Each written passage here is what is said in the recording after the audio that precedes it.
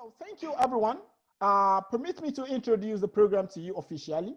As I am a member of the Center for Research on Media Governance and Development.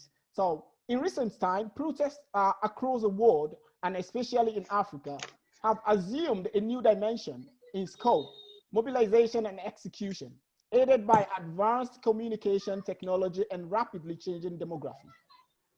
Protests are becoming more sophisticated and effective ways of making the voice of people heard and their grievances on social, political, economic issues pushed to the front burner. Thus, experts, academia, and policymakers all over the world are confronted by the new modes of registering dissatisfaction by citizens. From Africa to Nigeria, Brazil to Egypt, people are found and leveraged on power of internet to mobilize, create massive awareness, generate narratives for demands that made them hate the street.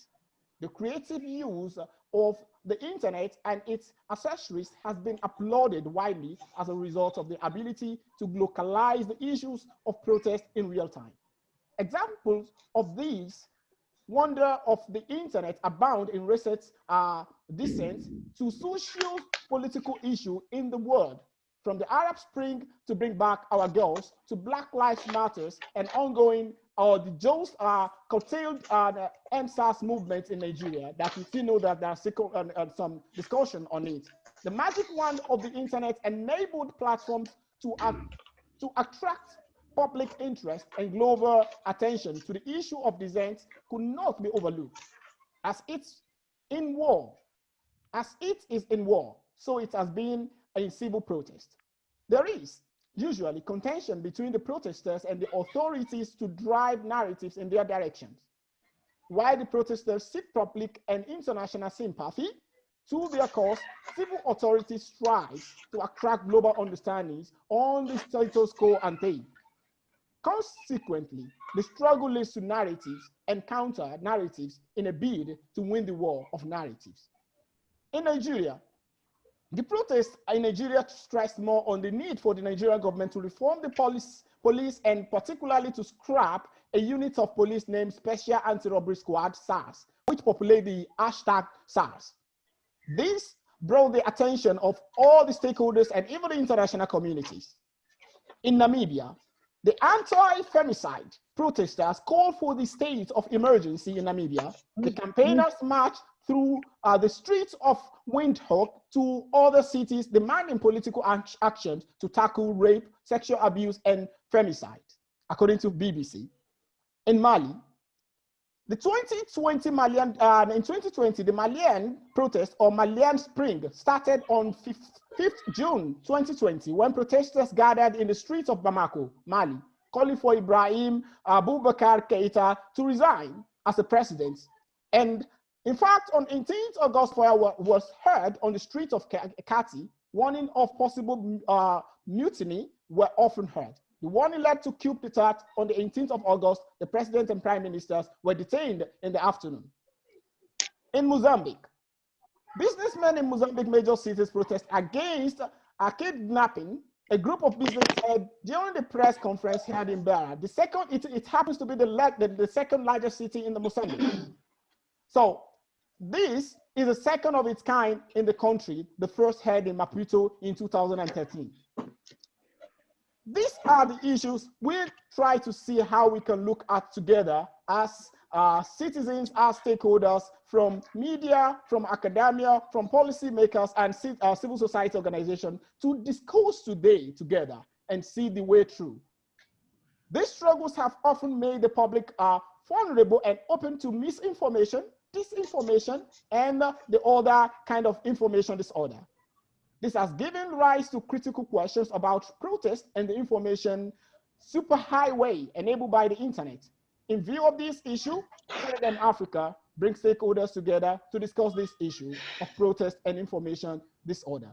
Here are our objectives from this particular event: to provide the platforms with stakeholders, which stakeholders will bring the discussion around protest and information management in Africa on the table, to enable multi-level approaches to addressing remote and immediate causes of protest in Africa, to interrogate the issue of protest and information disorder in Africa, to expose stakeholders to the need to promote accurate narratives in advocacy, to encourage research on the area of protest and information disorder in Africa, to examine the relationship between the development and governance issue around protest and information in Africa. These are all our concerns. These are what we look to see how we can use this particular gathering to solve. Thank you for joining us once again. The keynote speech is going to be given by our own Professor Ayobami Ojebode. Professor Ayobami Ojebode is a professor of applied communication in the Department of Communication and Language Arts, University of Ibadan, Nigeria. His research interests are community communication, community governance, new media, and political communication. His works have been published in reputable outlets in many countries. Professor Ojebode has been a visiting researcher, a visiting scholar, a keynote speaker, a consultant, a trainer, and examiner in universities and research institutes in Nigeria, Ghana, Kenya, South Africa, the United Kingdom, the Netherlands, Germany, Peru, and the United States. He delivered the keynote papers at the 2012 National Programs Planning Conference of the Federal Radio Corporation of Nigeria, FRCN, in Akure, Ondo State, titled Radio Programming in the 21st Century, Face-to-Face with Reality. He has produced 10 PhDs and supervised over 150 master's degree students. He has about 60 publications to his credit. One of his publications, titled Doing Community Radio, has been adopted as a training manual in radio stations within and outside Nigeria. Same with another of his publication titled Audience Research for Campus Radio Stations. He has been a consultant to many national and international organizations, such as the World Bank, DFID, Institute of Media and Society, Institute for Media for Development Study, UK, the University of Louvain, Germany, and the partnership with other organizations. Thank you, Professor Oyebode. Over to you, sir. Good day, everyone. It is my pleasure to give this 10-minute speech. I'm delighted that I have the opportunity to give this presentation, a topic that is not just contemporary and burning, but that is also very important in many respects. And so I will speak briefly on this topic from a very broad perspective, and I'm hoping that the other panelists, when it's time to discuss, will dig deeper beyond the things that I am going to share with us within the 10 minutes that I have. So our focus in this entire webinar is on protest and information disorder ecology in Africa. And this is, as I said, a topic that is very important and also contemporary.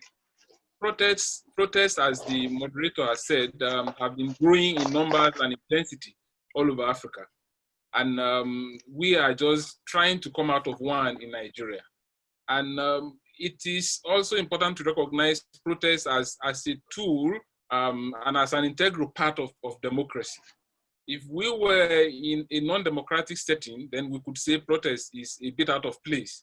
But protest is part and parcel of democracy. It is recognized all over the world as a way to express discontent. The most unfortunate thing about democracy for us in Africa is that we fought harder to get democracy than we fought to get independence, it appears. But the champions of democracy, those who fought and bled to ensure a transition from military to democratic rule, are easily pushed out of the democratic space once democracy is accomplished by the very people that they fought who were in military uniforms. And so this is something I'm going to return to in the last part of my presentation. But this is the pattern and the motif of the experiences of most African countries. This is not to say that protest was only used for democracy or to ensure transition to democracy. history tells us that Africa has a long experience of protest in the pre-colonial, in the colonial period, and in the immediate post-independence period. Many of us here must have heard of the, for instance, this is just an example of the Abeokuta women's protest, which was later called Abeokuta Women's Riots in 1949. And this was led by late Mrs. Olufunmilayo Kuti, and it led eventually to the temporary removal of the Alaki of Egbaland. The focus of that protest was to relieve women from paying taxes, because they were paying taxes, but then they were not allowed to vote. And it was, I mean, it's unjust. And somebody had to stand up to the authority. It was the first of its kind in the colonial Abeokuta. But before that, in the 1920s, there had been the Aba Women's Riot, if you remember. And that riot began like a joke, and it spread all over the place that we call Aba today. And it literally overthrew the then colonial government. And it was quelled by the, in the most ruthless way that you can imagine. Those are the historical experiences that we have. If we want to talk about protests in South Africa, then we are really not going to be able to talk about any other thing beyond that. South Africa seemed to have been the hotbed of protests, and the protests have refused to abate. Every new dispensation witnesses an upswing and an upswing in this protest. So protest is not something that is a contemporary protest. In the contemporary situation, the moderator talked about the End SARS movement in Nigeria.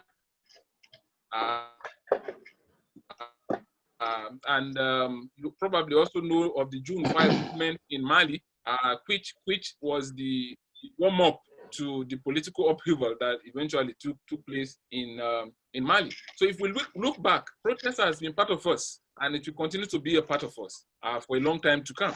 And it is so therefore very important for us to continue to pay attention to ways of understanding and interpreting protests very well. Now, the second leg of our concern here is information disorder. And as protests are increasing, protesting has moved from just physical arena to what we call the social media or the virtual arena. In fact, there is a lot more work being done virtually now in protests than online than offline. And you will agree with me that starting with the Arab Springs, which really should be called North Africa Spring, there have been growing involvement of online activism in protests, and I think this invites a lot of contemplation for us. There is the anonymity that online personality gives you, and this can promote boldness on the part of people and make them to want to involve and engage. But then there is also now the growing use of these same tools to quell and to discourage protest. This is what I'm saying. When we talk of information disorder, we're talking about every shade of attempt to falsify, to discredit, to mislead using information. I call it attempts to violate the sanctity of information. And this appears, if you dig deeper around this, you will discover that it is indeed more serious than we can think about. Before we talk about the connection between protest and information disorder, let me just take 1 minute to say that it's important for us to know the different categories and shades and manifestations of information disorder. Somebody has come up with 7 types of information disorder. The first is called satire or parody, which really is meant to amuse, to create fun. Then there is what they call the misleading content, which really is meant to mislead and to harm. That is the imposter content when the source of an information or of a piece of information is altered. Then there is the fabricated content, which is 100% falsehood. And then there is the fifth one is false connection between contents or within contents. Then there is false context. And then there is manipulated content. Manipulated content appears when you see somebody who who's made to be doing something when he actually is not the one doing it. We have various examples all over the place. Most of the time, we simplify and oversimplify the complexity of information disorder. So we talk of fake news, for instance, and fake news is just one very small part of it. And if we are not sensitive to the overall ramifications and manifestations of information disorder, we may be missing out on some very important elements. Information disorder can trigger protests. We've seen situations where a whole protest is triggered by fake news or by information disorder. Information disorder can also fuel protest. And so people are protesting, and then some people may be posting information that is not true in order to keep the protest going. But importantly, information disorder can also be used to quell, to quench, and to demobilize protests and protesters. And this is what we see more now coming from the hand of government all over the place, where information is posted in a way that can discourage people from participating in protests. And not one of these is really good. There is no use of information disorder that is good, because it also has moral implications as well as ethical implications. And so there is no way we use information disorder, whether it is, like somebody said, whether it is disinformation or misinformation or malinformation. There is none of these that should be encouraged in a civil situation. Now, as I said earlier on, the most unfortunate thing about our democracy is that people fight to get democratic space, but then as soon as they finish doing that, because they do not have the strategy or the plan for what happens in democracy, the same enemies of democracy that sought to nullify, to neutralize them, become Democrats overnight, and then they take up democratic space. And these guys who fought to enshrine democracy are thrown to the margins today. They have no voice, they have no representation. And so the only thing they know is protest, and then they continue to protest.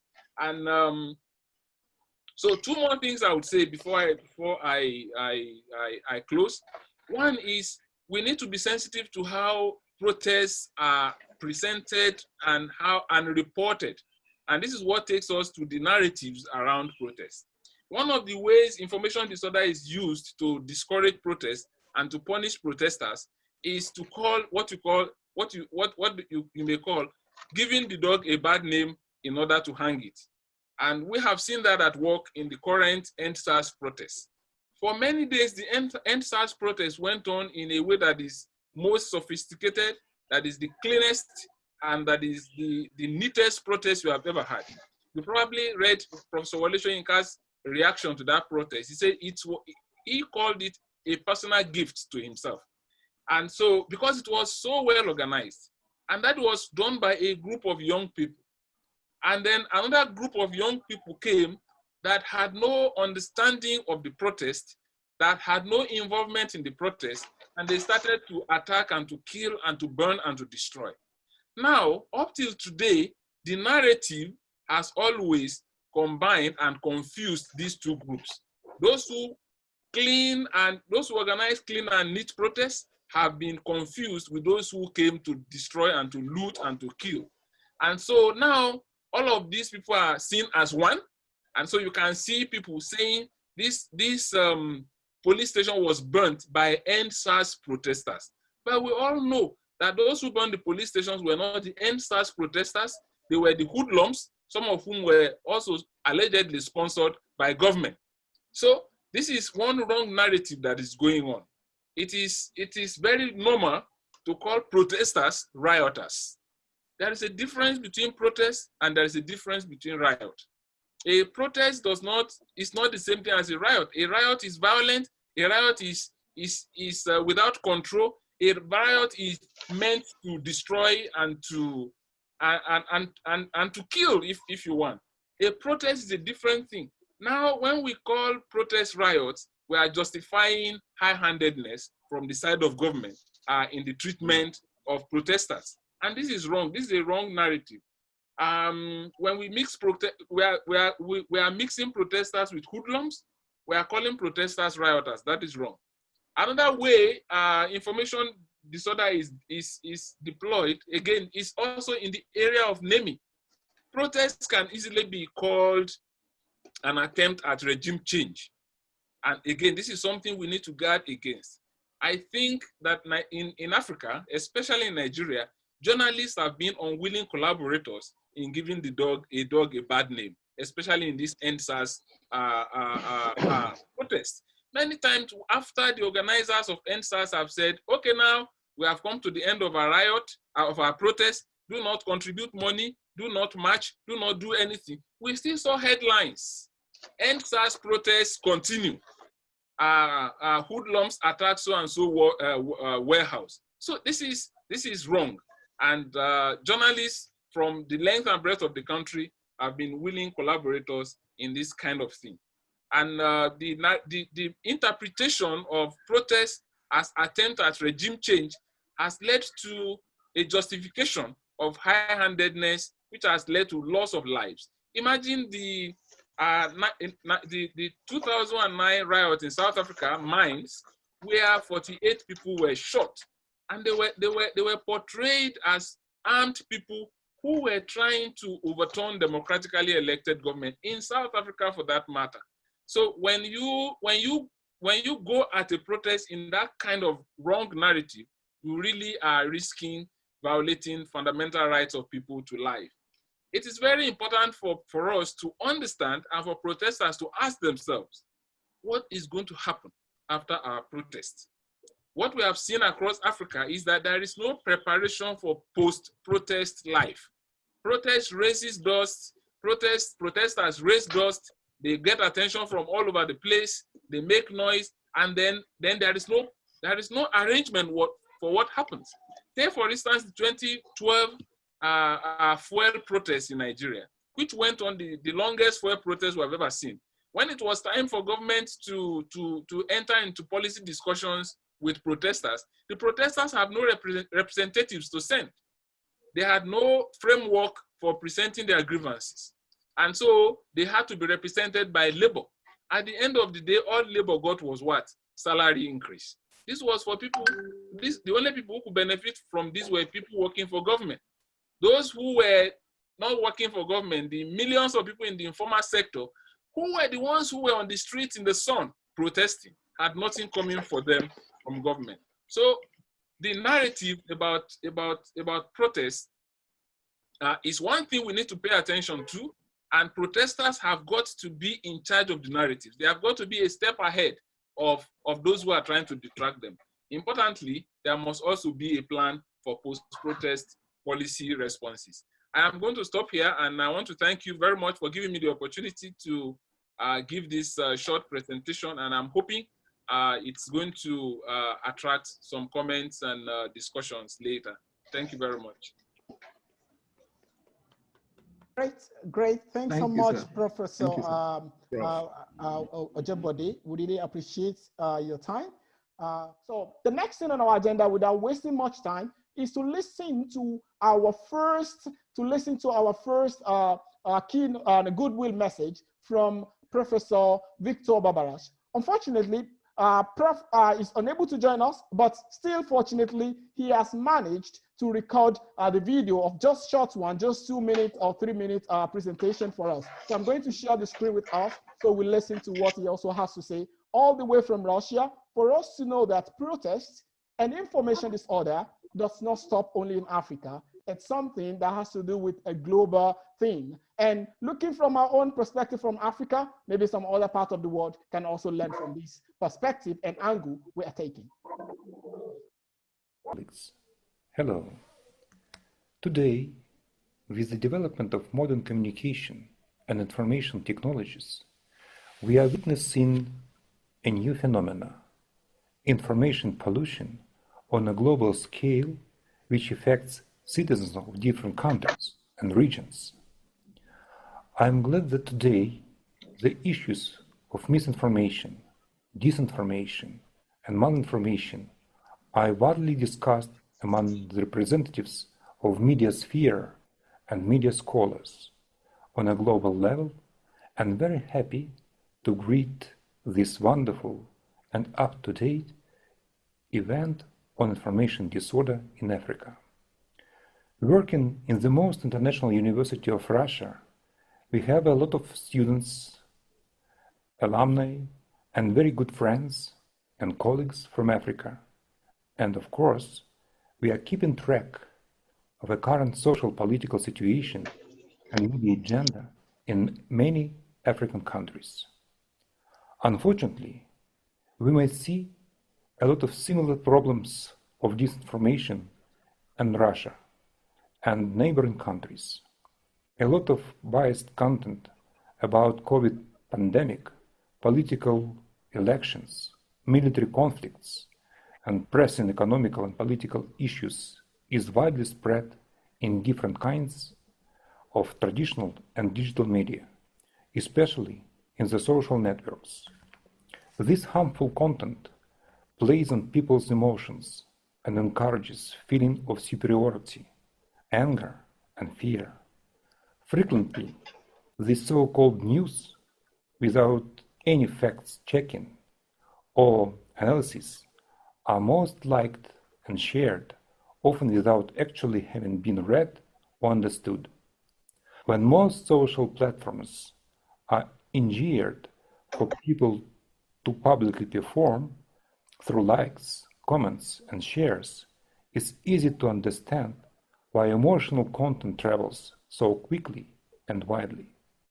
That's why one of our goals as educators is to prepare a new generation of professional journalists who may be able to raise again the quality of journalism in terms of new approaches to sharing and spreading of information, as well as to train general public through different workshops, seminars, social media, infographic, and other visual materials to raise their level of media literacy and upgrade their skills in searching for reliable sources of information, fact-checking, and critical thinking.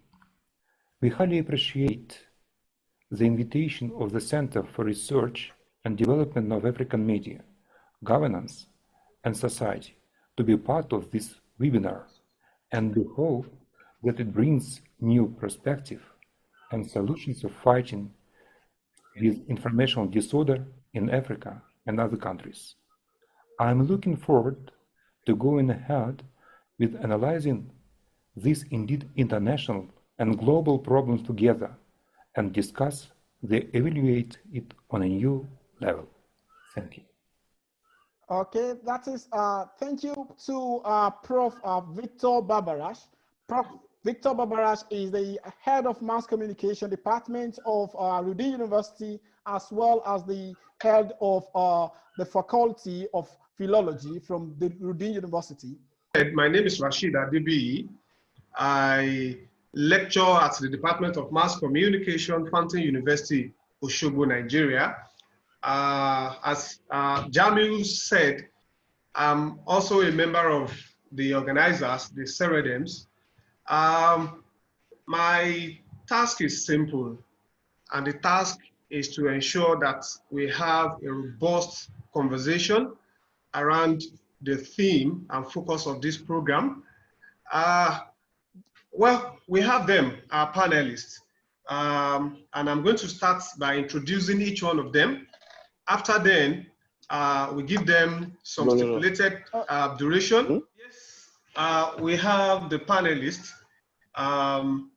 about 12 or 13 of them, because we feel that this particular, the focus of this program requires a multidisciplinary approach so that we can come up with something concrete and realistic at the end of the day. I'm going to introduce the person who is going to be the chairman of the panel and is going to be the first person to set the tone for discussion. I am going to call on Dr. Lambert Kayode Mustafa.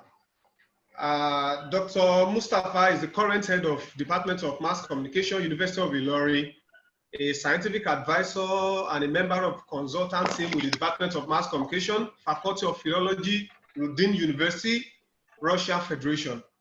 Dr. Mustafa is a prolific writer, an award-winning scholar, and also a member of learned and professional societies such as African Council for Communication Education, ACC, Nigeria Institute of Public Relations, Association of International Mass Communication Researchers, and so on. He also has several publications and is a visiting scholar at Kwara State University, Molete, Kwara State, Nigeria. He's going to be the chairman of the panel, and as I've said, he's going to set the tone for the discussion.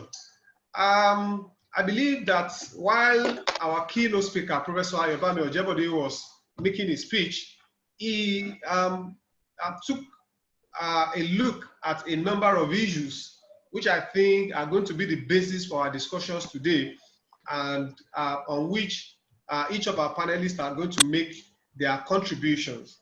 If I may remind us, he said, and I noted that importantly, that we should be careful in generating narratives so that we don't end up confusing things. And he pointed an accusing finger at Nigerian journalists, and he called them willing collaborators in giving a dog a bad name in order to hang it.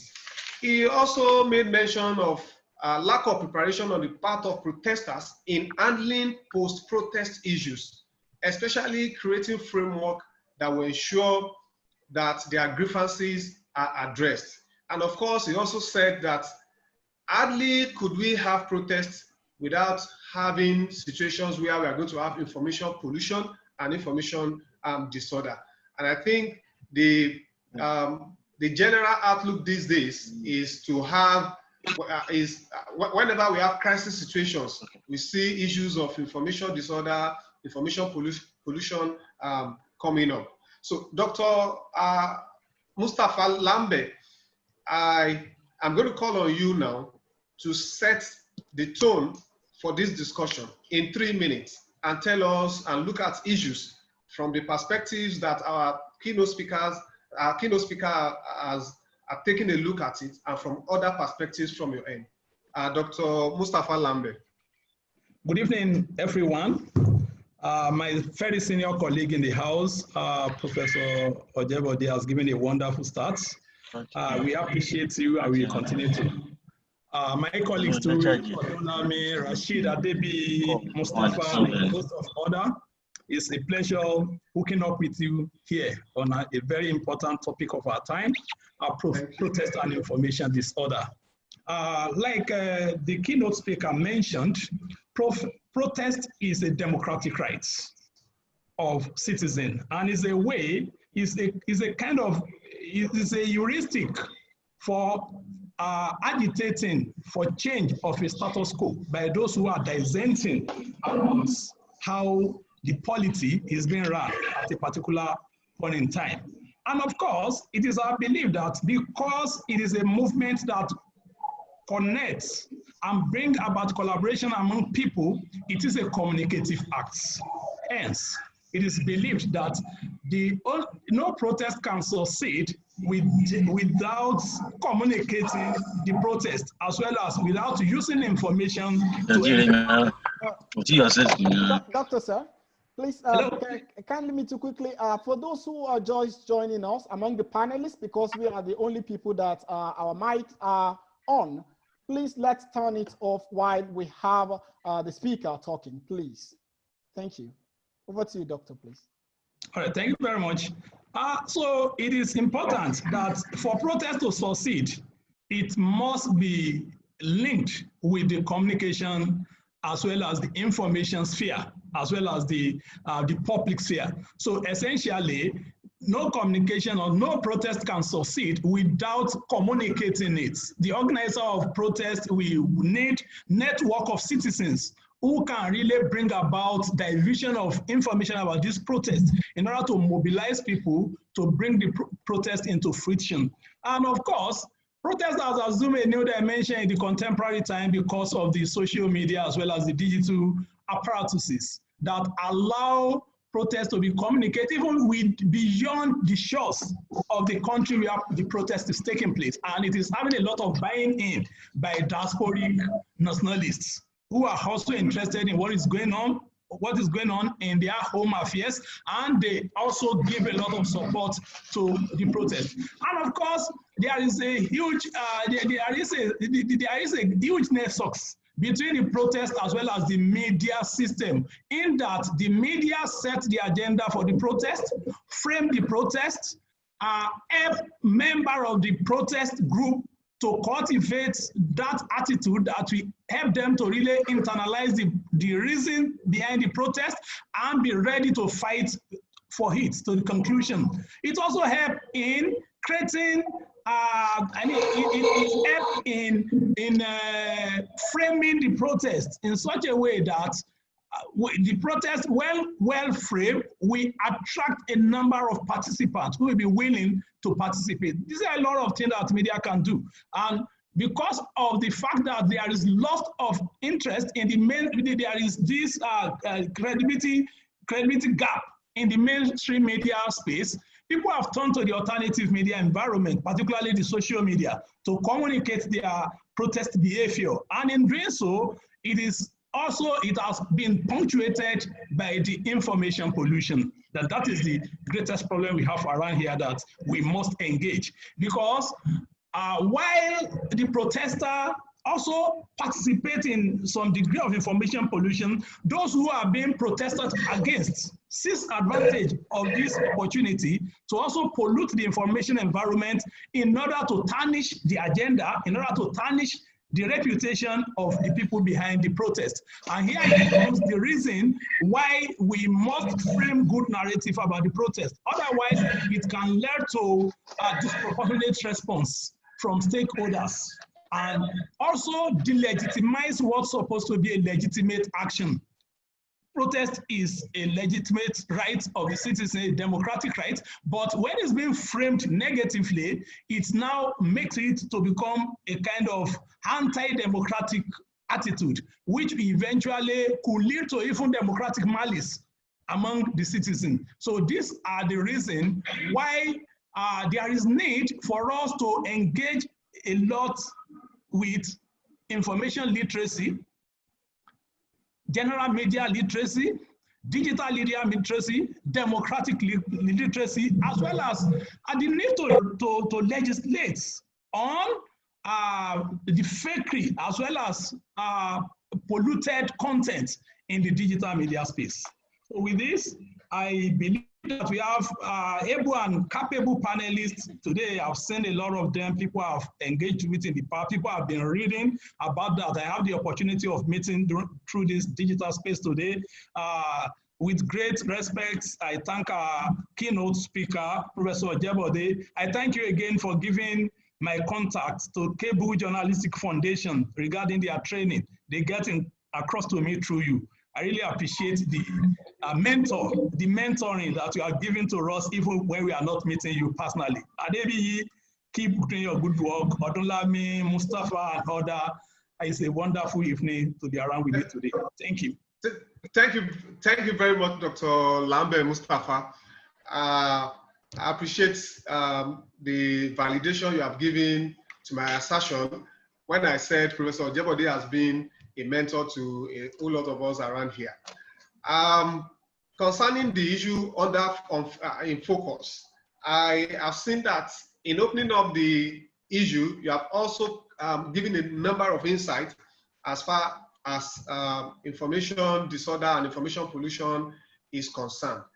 Now, we've had accusations from the academia. Professor Ojebode and Dr. Lambert had actually said a lot of things that have to do with the media. One of the key things that Dr. Lambert made mention of is the fact that there is credibility gap in the mainstream media. And this has made people to begin to patronize the social media to source for information. And of course, we have seen the results of that. I'm going to move a little bit away from the academia and bring in a journalist here. I'm going to bring in Mr. Lekan Otufoduri. Mr. Lekan Otufoduri is the immediate past online editor of the Nation newspaper. I know that he's going to have a lot to talk about, especially looking at his experience and practice in the last 30 years or thereabout. Mr. Lekan Otufoduri. Thank you. Oh, good. Thank you. Thank you. Before I throw the question, okay, good. I would like Dr. Mustafa to please return the hosting right back to me so that I can give the camera to Mr. Lekan Otufoduri. We want to see his face as he begins making known his insight. Now, Mr. Lekan Otufoduri, Professor Ojebode mentioned the fact that journalists are part of collaborators, of people that are assisting the government to give the dog of the protesters a bad name in order to hang them. Dr. Mustafa Lambe has also laid a very grievous offense at the doorstep of the media, talking about the credibility gap.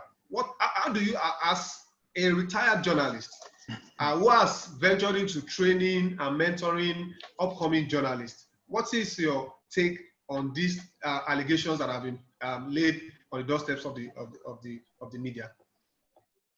Thank you. I think this topic is very, very important, and we are talking at a crucial time when we should be able to try and get the narrative back on it. I'm going to respond a lot to a few things that Professor Ojebode said, and the first thing I want to say that in terms of distortion, I think one of the distortion of this recent thing, it's about the name calling. I call it name calling. So you have a situation where there's an attempt to give an impression as if there has never been anything like this before. We've never had protests. You know, so and like Professor Ojebode said, we've had protests as far back as the Abeokuta, the Aba that he mentioned. What is spectacular about this, that it's a digital thing, something that had gone online, and we're talking about using technology a lot. So one of the distortion is that there should be no impression, you know, there's this thing about Sorosoke and offing the mic, so to say. So, and this is also causing a lot of disconnect. So the narrative should be that there have been protests in this country. We've had protests. I've told some young people, as a journalist, I've had to be locked up in cell. I used to work in a newspaper where it was locked for over 1 year because we were fighting the military regime. So we need to situate that protest, that there have been protests in this country. We never, our generation didn't have internet like they have. So that is the first thing I want to say. So because when you are not careful about that narrative, you begin to get some people disenchanted to say, look, let them go ahead and do what they want to do. It's indeed what they are doing is very commendable. What they are asking for is justifiable. We have had a situation where the police are taking the law into their hands and they need to be stopped. But in doing that, we should join hands together to ensure that we fight the monster and not engage in name calling. Then I also think that, like the lawyers will say, we need to come to equity with clean hands. So it's one thing to make allegations. It's another thing to defend it. One of the reasons why the media, people have named the traditional media as collaborators is that sometimes we are asking the hard question. Because in our own training, we are not social media influencers. We are not dependent on social media to report. So you see so many reports online about what is happening, and you are asking questions.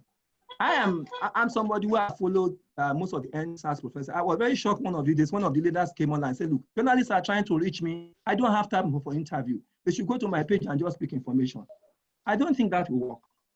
So again, they need to understand that when a journalist is asking for a question, he cannot go ahead and just publish. So for example, the question about what happened in Lekki. What happened in Lekki? There was a shooting. Nobody can deny that. Soldiers shot. Was it a massacre? Was it a shooting? Was it a genocide? We need to situate all this situation. So these are kind of the narrative that I think that we should not discuss. And one last point. When people attack media houses, talk of trust. Mr. Leke, sir, could you please start your video? People are asking. They want to stop there. Please start your video. Okay, yes, responding. Start your video. Okay. Just click on. Okay, I can start the video. Yeah, okay. Thank you, sir. Yes. People want to see your face. Yeah. Okay. Yes, sir. Okay. So One of the reasons why the trust matter comes up, again, I keep saying, it's a misunderstanding of what the traditional media does. So when, for example, we ask question, okay, many people died in Lekki. They say so many people died. We reported that these are the claims, but we are asking question. Where are the cops and things like that? They say you are taking side with the government. No, that is not what we are doing. What we are asking questions because in our own training, when in doubt, you leave out. When you are sure, you provide evidence. And that's what we are doing. And again, there's an assumption about some of these media houses. And I'll give you an example. On the day of the Lekki shooting, coincidentally, I was watching LTV, or 4 stations, a Lagos State station. Before that shooting, they were interviewing all the area boys who were protesting around Alausa. They were asking them questions, they were saying their grievances. But nobody is watching. There's an assumption that that's a Lagos television. On that same day, I watched channels, all true. I watched TVC. They were reporting. But people assume that these people, because maybe somebody owned this station, they were going to say nothing. So that narrative about the media being collaborators, we need to be very careful.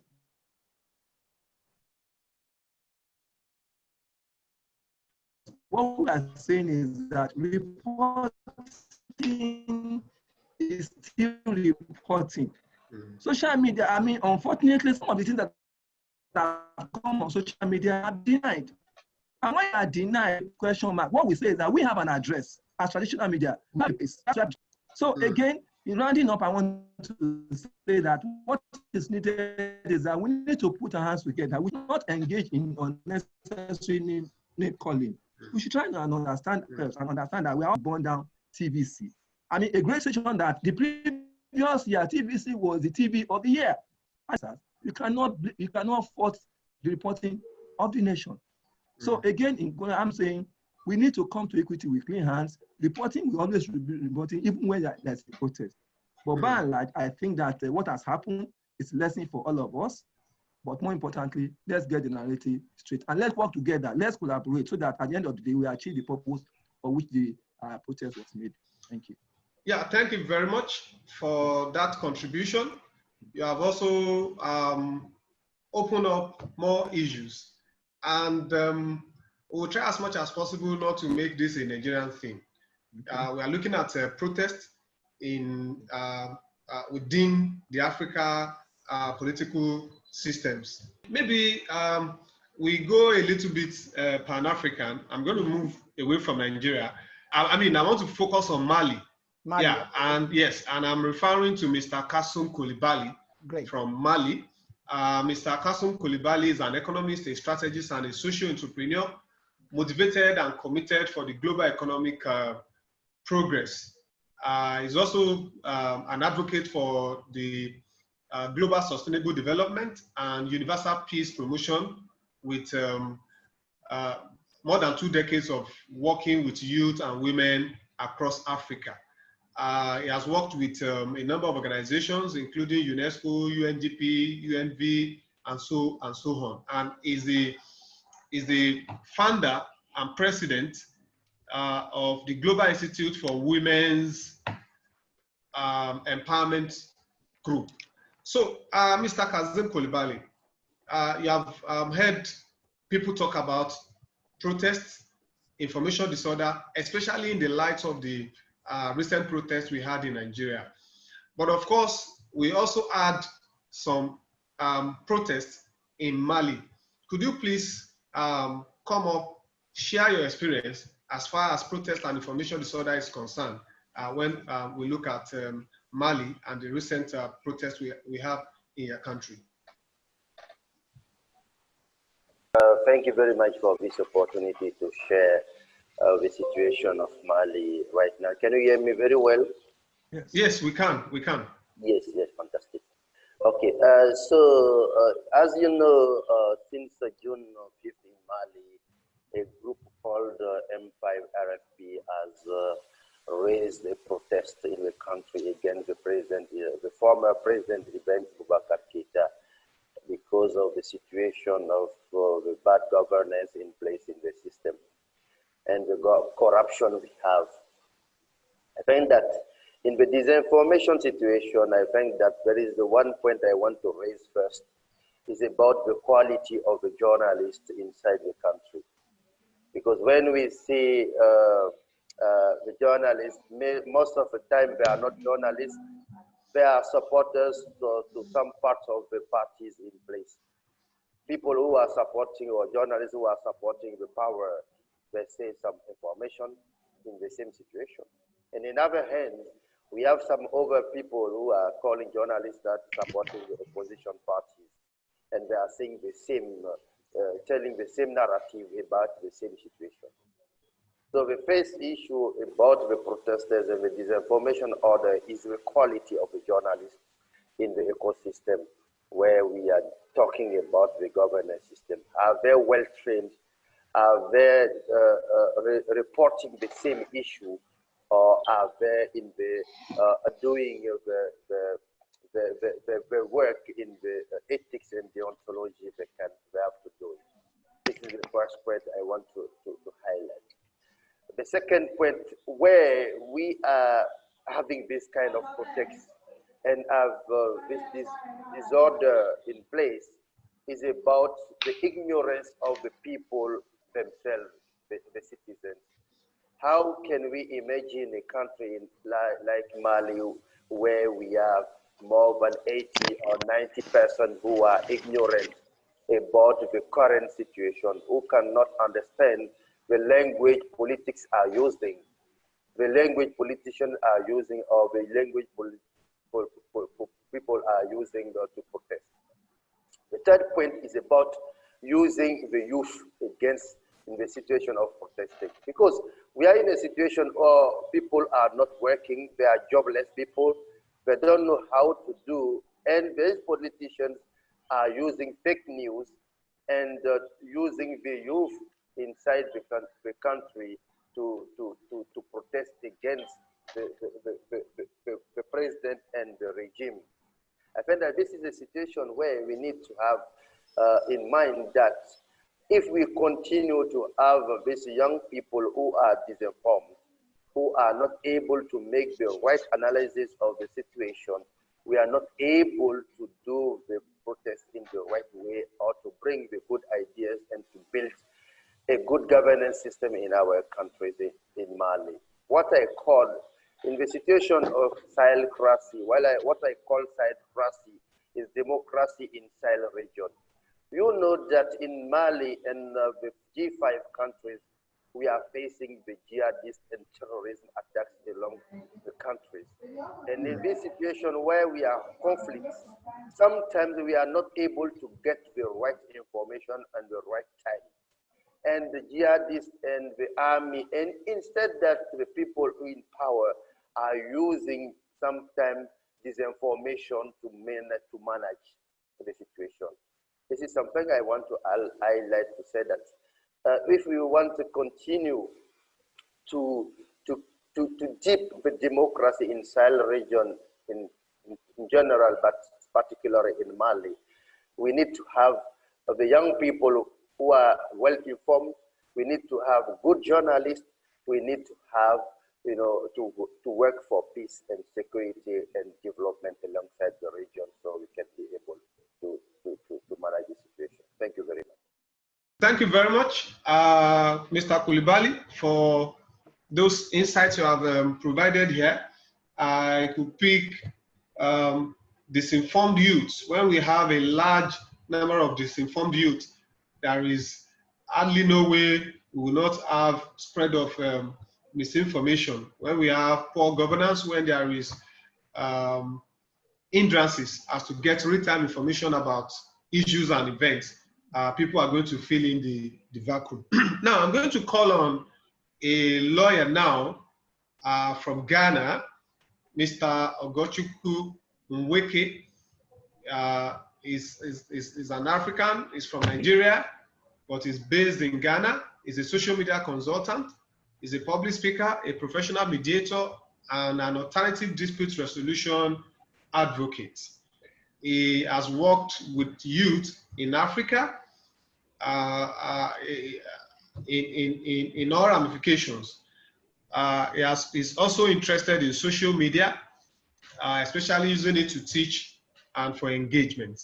Now, Mr. Ogochukwu Nweke, I want you to please lend your voice. You've heard from the keynote to the chairman of the panel, to the journalist, to Mr. Kazim Koulibaly.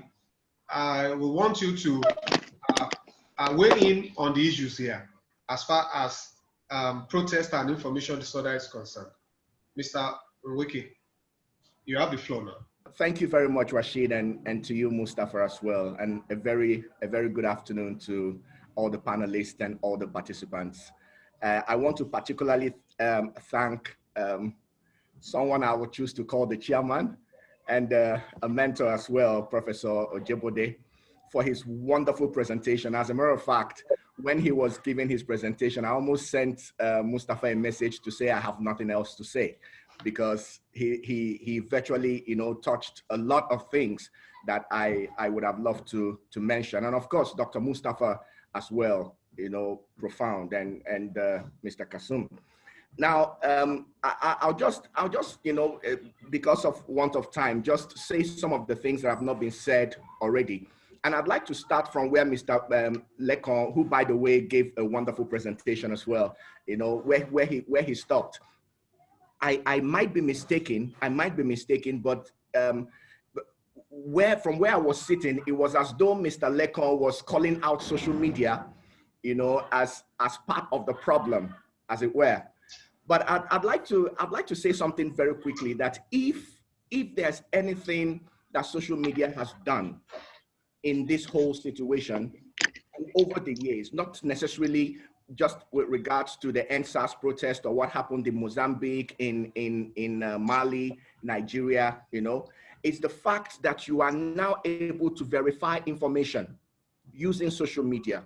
You are now able to verify information using social media.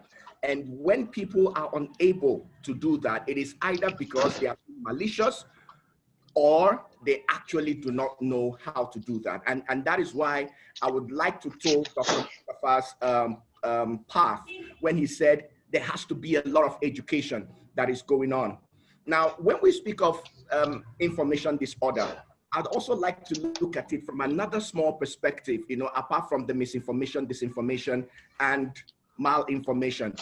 There's also the aspect of innocent, negligent, and fraudulent. Innocent, negligent, and fraudulent information disorder, as it were. Now, there are some people that share information once they receive it because they don't know any better. And these people also abound in society. So when they hear someone has been shot, they just share. But then there's another group. And traditional media is caught in this web. The negligent ones. Okay, we remember the story of AIT when it talked about the Ecumenical Center in Abuja, being on fire. I remember that the CNN, and by the way, this thing is both local and international.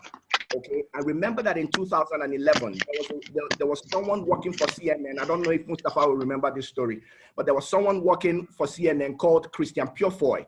In 2011, when the 2011 elections were going on in Nigeria, just at 7 a.m., it wasn't 7:30 yet, Christian Purefoy tweeted two stories. The first one, bomb blast in Katsina. The second one, shooting in Maiduguri. And we were in Ghana. I studied in the north, and so I had privilege of, contacting a few people. We contacted the Katsina Police Command. We contacted the Maiduguri Police Command. And they made it very clear that no such thing had happened. And in my living room, we started a movement called Stand Against CNN Today. Now, after that movement began, CNN did not report any other story about the 2011 election until they reported that Goodluck Jonathan had been declared winner. Now, that's mainstream media. And that is media that ought to know better in terms of how to verify. The BBC came out after the NSAS protest to apologize for some of the information that they shared. That was very negligent because they should have verified information. And that's one of the beautiful things that social media has given us. Because back in 2004, while I was living in Jos, I remember that I got a call from Canada that said that an international media as well had published about the killing of 300 people in Jos. And I was like, I am in Jos. I'm just coming back from work. No such thing had happened. But as at that time, social media was not available for verification. And then you have another group of people that are very fraudulent about this whole scheme. And permit me to say, with profound respect to our friend that is the police officer and every other person, the government plays a very interesting role in this. Some people try to call it propaganda, but the government has benefited so much from information disorder. And so if you ask me, will information disorder ever stop? I'll tell you a categorical no. And we should stop pretending that it's ever going to stop, because it is very, very beneficial, especially in African democracies that you can almost call benevolent dictatorships. We don't have democracy in Africa yet, you know, especially in West Africa. What we are dealing with, okay, maybe Ghana is different, okay, but in so many other parts of West Africa, what we have is a benevolent dictatorship and not a democracy. But the beautiful thing about the whole thing is, first, it cannot stop. But the law has also made provisions for how some of these things will be addressed. And that is why we have, you know, issues like defamation, you know, and the publication of seditious documents. You write something against me, I can sue you if it is not true, because the strongest defense you have in the area of defamation is truth. The concern we must pay attention to would now have to be with the approach of government when it comes to issues of protest and you know, information or dissenting views that have to do with government. Every time you disagree with government, the government in West Africa kind of sees it as a confrontation. And if you permit me to zero into Nigeria, okay, that is one of the biggest challenges that we have had. The fact that government does not understand that what we should have, if we truly have a democracy, is participatory governance. You will not get it right always. And people will need to stand up, and speak out concerning whatever it is that is going on. The people that are wrong, of course, there are legal means to approach them. But just as Prof said, if all you want to do is give a dog a bad name just in order to hang it, it's going to continue to increase the problem and tear society apart. So my suggestion in conclusion is, first, we must think about creating more information so that the innocent aspect of information disorder will you know, be greatly ameliorated or even you know, completely eradicated. Let there be a lot of information so people would know that whenever you get information, verify it. There were so many people that they said, oh, died during the protest. And some of them even came out on Twitter and Facebook and said, oh, I'm not alive. I'm alive. I wasn't even at the protest, you know? And that's a beautiful way to look at it. So when there's information, let us verify. And government should also be very forthcoming with sharing information, because if government does not share information and share information at the right time, conspiracy theories will continue to happen and information disorder will continue to flash. Thank you very much. Thank you, Mr. Gochuku. You have actually also expanded the conversation. You have said so many things here. We'll come back to some of the things you have made references to in the course of your presentation. But of course, I would like us to go back into the academics, because the academics play a very strong and critical role in the training of journalists. So I'm going to, I want to engage Dr. Kola Additional and Dr. Dele Odulami, one after the other. I'm going to bring them up, and especially I want them to focus on two things. One, how, from the angle of the ivory towers, how do we handle the issue of media literacy? That's one. Number two is, how do we strengthen the capacity of our journalists to be able to report real time and verify information as it comes out? Because Mr. Ogochukwu has made reference to, when you don't have access to right information, people have the tendency to fill in the vacuum. And of course, nobody may like what we eventually come out of that. So Dr. Kola Additional, I want to call you first to come up briefly in 1 or 2 minutes, tell us your perspectives, and then join the question that I've just asked now. Specifically, what role could we play in the ivory towers to ensure media literacy is important? Dr. Kola Adesina. For our audience, Dr. Kola Adesina is the current head of Department of Mass Communication at Crescent University. So Dr. Kola Adesina, you are welcome. Good evening, my colleagues. Starting from our erudite Professor Ojebode and all other senior and junior colleagues on the platform. Yeah, thank you for bringing me on today. From the part of the academia in terms of training of journalists, we have to go back to the curriculum to review and reorganize the curriculum to address the present challenges and the prospects posed by online media and social media configuration. Quickly, I want to go back to where Professor Ojebode started on the issue of protest. We have to go back into sociology of mass communication or media and society and start rebuilding the mass comm curriculum from that point of view. For example, if you look at the political economy and the structure of the Nigerian population, or most African population, most African countries, it is difficult, if we look at it properly, for any group of people to sustain a one issue, one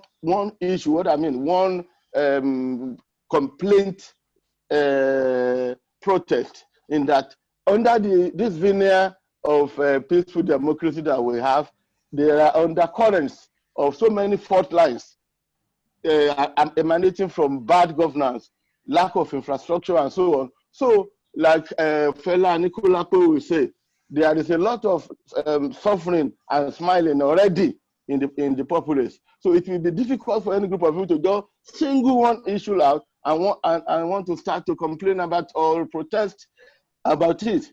And two, Nigeria is a daily paid economy. In East Africa, they call it Joakali, that is under the sun. People go out and make their daily bread daily. So it is difficult. It will be difficult for anybody to shut out the economy and then try to sustain a protest based on shutting the economy. Number two, we are already doing it in our curriculum. Peaceful protest. Where does it start? Where does it end? Can you block a bridge or a major road peacefully? That's one of the things that we are teaching. We are also teaching our people, our students, that the definition of news, the structure of news has to be revisited. Now you now have the sharer. That is, somebody can receive fake news, whether fake or real, and begin to share it. That person is also participating in the information dissemination paradigm. We have to look at that. We have to train journalists on fact checking, and then train people who are already on the field, especially people working as PR men, especially for NGOs, to try and look at the architecture of training on seminars and workshops and training for the general populace to begin to understand that we are in a new era now in terms of news dissemination. And also, we cannot use international narratives to begin to address Nigeria issues.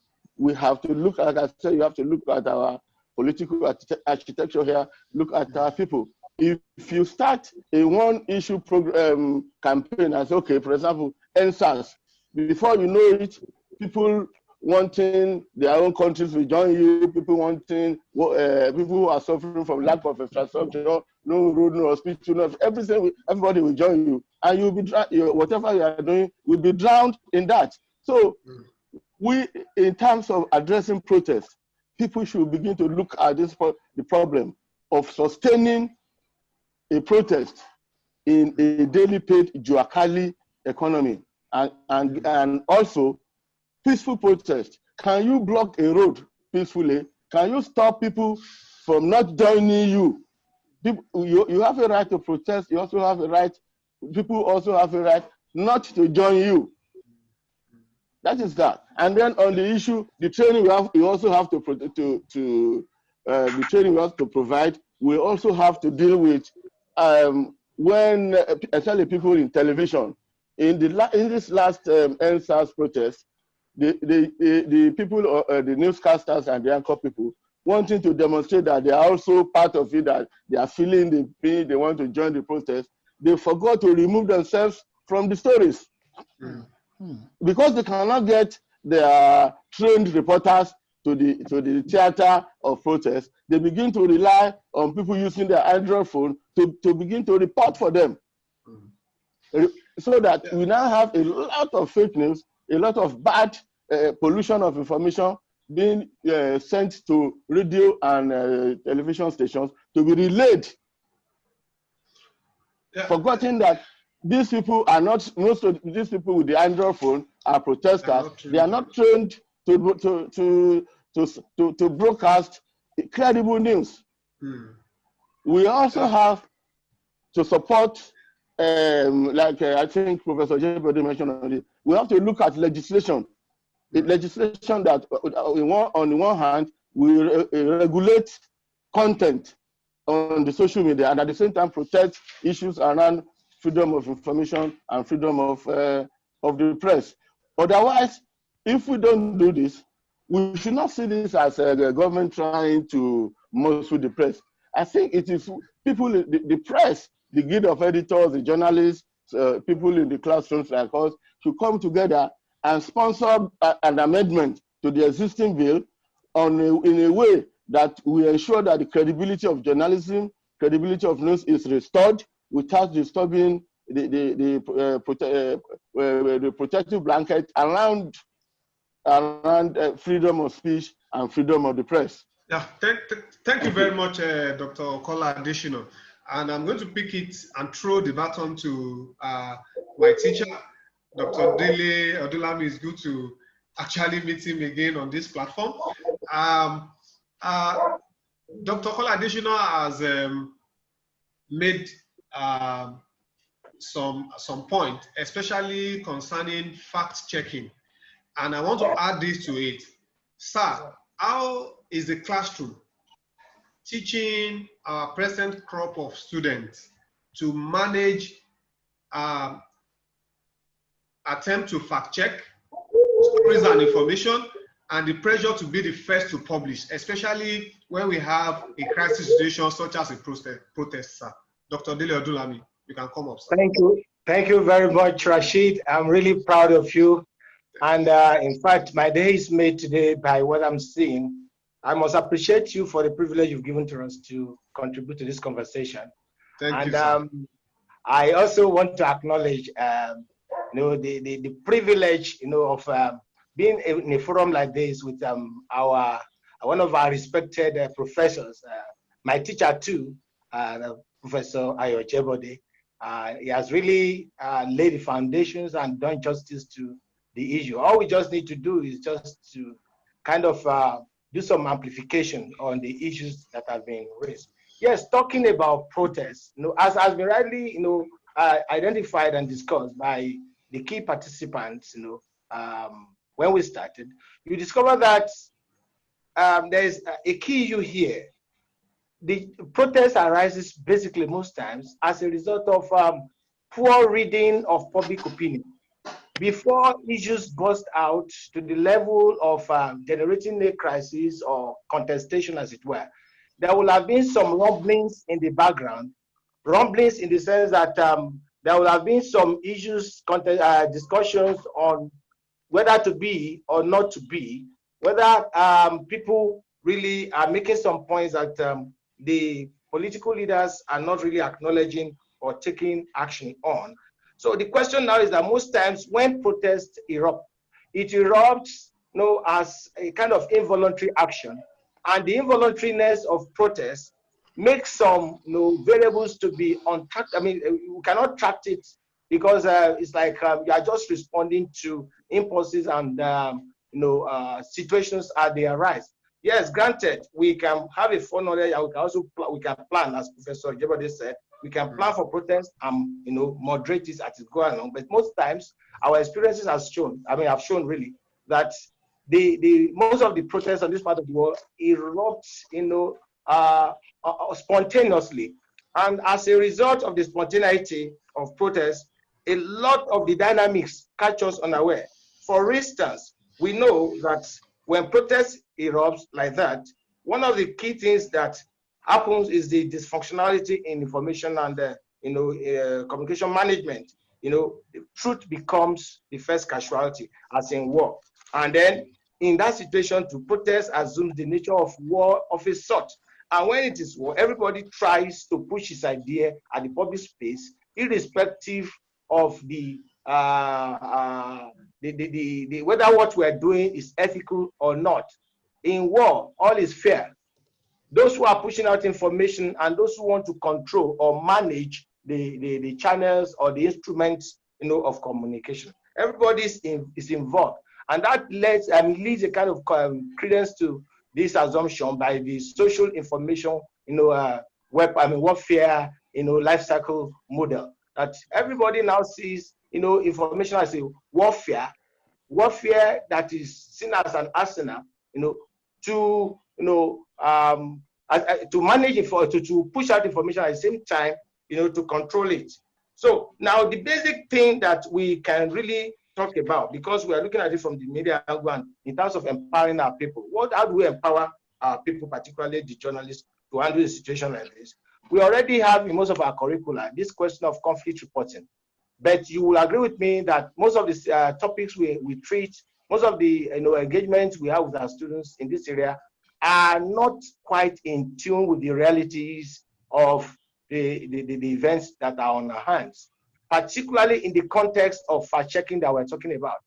How many of us, as teachers of prospective media practitioners, even know the sites and the instrument for fact-checking?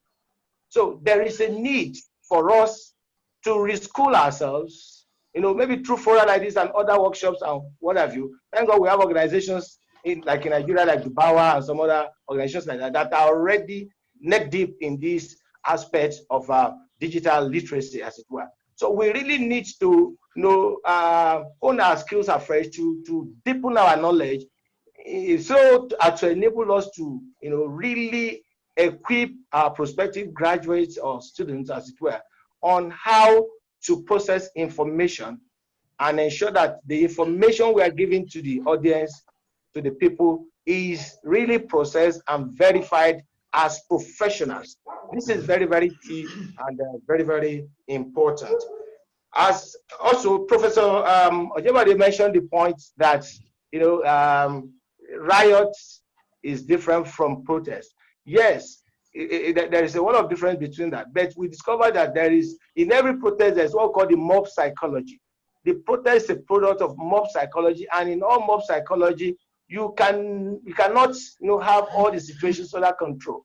By the time you have more than 10 people together, advocating a cause, no matter how pristine your objectives, you cannot predict fully what the reactions of any of the group would be when situations go the other way. And of course, we know that is a right of the modern day, is a right for the average citizen of today. That, I mean, we even call it political efficacy. This is your tool, to have a say in governance and to have a say in decision-making process. To that extent, we know that protest has become inalienable to us. But at the same time, like Dr. Adesina mentioned, where does your right stop in protest and where does my own begin? All these are the kind of education we need to give, even to our professionals that are in the making. Where you say you are on a protest, you have an agenda you are pushing to the public space. However, in doing this, you block the road. In doing this, you shut down the economy. There are other people who have different goals in the society. Those who have businesses of their own, they will naturally react. And when force meets with force, you never can predict. And this is usually the excuse that government capitalizes on in trying to now quell protest by force. And these are the areas we really need to look at. And I think we are really getting a lot. Thank you very much. Thank you very much, Dr. Dulami, for your insights, especially on the aspects of reschooling trainers. I think it's important. And thank God we have fact-checking organizations as partners of in organizing this program. I'm sure that there is a need to bridge that gap between the classroom and the industry. A moment, please, Mr. Rashid. Okay. Mr. Rashid, permit me to use this opportunity to once again list number one, to mention the names of some of our key partners. The partner number one, we have African Check, we have Dubawa, we have Rudin University, we have PAN, that is Positive Agenda Nigeria, and Coin Consult. While we are also doing this, I would like to ask our audience to look for the Q&A, the question and answer spot. Lots of our panelists are ready to answer some of your questions. In fact, some of them have already been writing already in the chat, and I believe it is not really showing to all of you there. But please look for question and answer. There, they will be able to respond to some of your point there. And some of you who are already raising their hand, you will surely have the opportunity to also participate. We have an open a panel session where you are going to also come on board. Thank you very much. Yeah, Dr. Dulami has made very important points while in the course of his presentation. Now, we've talked about protests. We've talked about information disorder. I think we have looked at it, trying to pick in context. So I want to contextualize it now. And I'm going to bring on Mr. Sulaiman Alede on here. Mr. Sulaiman Alede is a journalist. He has worked with channels. He presented on freelance basis with TVC and so on and so forth. But most importantly, in the End SARS protest that we had in Nigeria recently, and the information pollution that characterized the period, Mr. Alede played a very important role in fact-checking. As a matter of fact, in my private conversations with people, I said 2 people saved us during that crisis, Mr. Sulaiman Alede and one Mr. Lucas Samson Bashir, because they fact-checked, and we discovered that the narratives began to change as soon as they kept on pushing out information. So in the context of the End SARS protests, and in the course of fact-checking a lot of wrong and misleading information that we have during the protest, could you please give us your experience? What exactly prompted you? What did you find out? And what do you think is wrong with our system? Mr. Sulaiman Alede, over to you, please. Well, thank you very much to organizers and everyone, and thanks for the patience, and thank you very much for bringing us on this platform. Quite frankly, almost everything that I have heard so far resonates with my thinking, my ideas, and of course, comments I've actually given out. I'm privileged to also, work as, part-time editor on the front page news with Classic FM on Tuesdays and Wednesdays. And these are some of the things we highlighted. There's a difference between protest. There's a difference between, in fact, there's a thin line between protest and riot. And it gets, I think I'm being distracted by voice. Doctor, sir. Dr. Kola Adesina, please. Yeah. Please turn off your mic. Dr. Kola Adesina. Doctor, sir. Could you please turn off your mic? Just mute yourself, sir. Yeah, Juakali. Doctor. Juakali, under the sun. It's working in Swahili.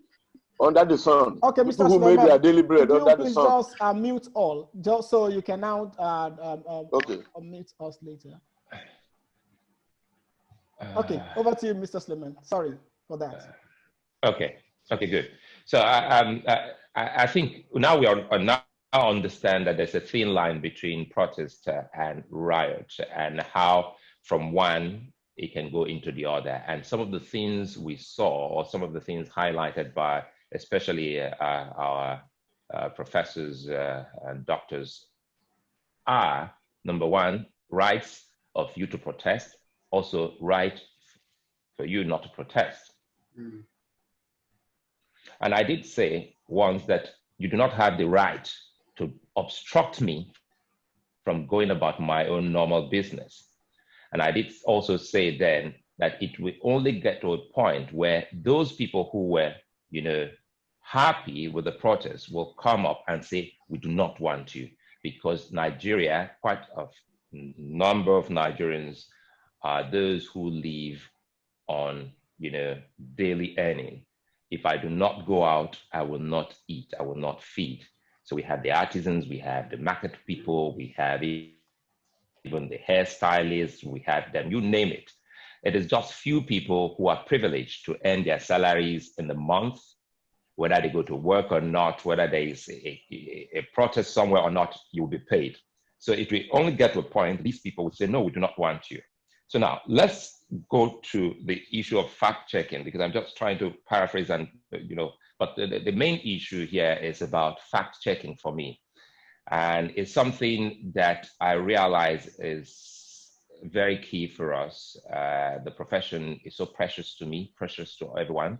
But the thing here is that we have left the arena of professionalism and we got into the arena, quite sadly. So even our colleagues, my colleagues, they're on the social platform where you have only one thing, fake news.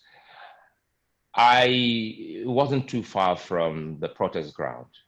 Yes, the Lekki phase 1 axis, even in, at about 8 o'clock, I could hear, shots, sound of gunshots, sporadic, and it was coming intermittently, and everyone was worried.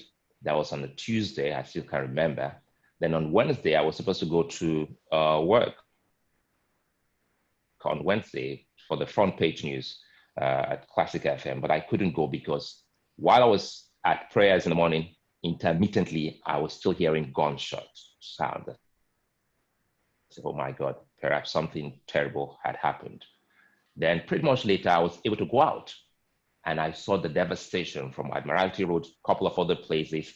I was afraid to proceed towards that place. But at the point, I was able to look and I said, go back home. So I went back and I said to myself, my colleagues have all gone out to say two key things. Even in the morning, we had said no. Some of our colleagues had even gone ahead to use the word genocide. And I said, wait a minute, genocide is mass killing on account of maybe race, religion, affiliation. But so how did we get into genocidal, issues? Then that ruled out. Then because I went out the next day, though I didn't go too deep into the axis where they had converged, and it hadn't rained. So I was hoping to see at least a lot of things that would give, fillip to what many of us were saying, that there was a massacre. And I didn't see all of that. Since it didn't rain, nothing would have washed off, quite a number of, evidential, things that we can put our hands on. So I went back and we started checking. The first thing that came to mind was someone who had been declared, dead on the 19th on Facebook. And on the 20th, I saw that, and I'm happy you mentioned Bashir Lucas Sampson. Myself and Lucas were actually working together. We were comparing notes back and forth. we were always comparing notes. And we realized that that same individual that his friend had said, rest in peace on the 19th, is now being said had been killed on the 20th. That was a red flag.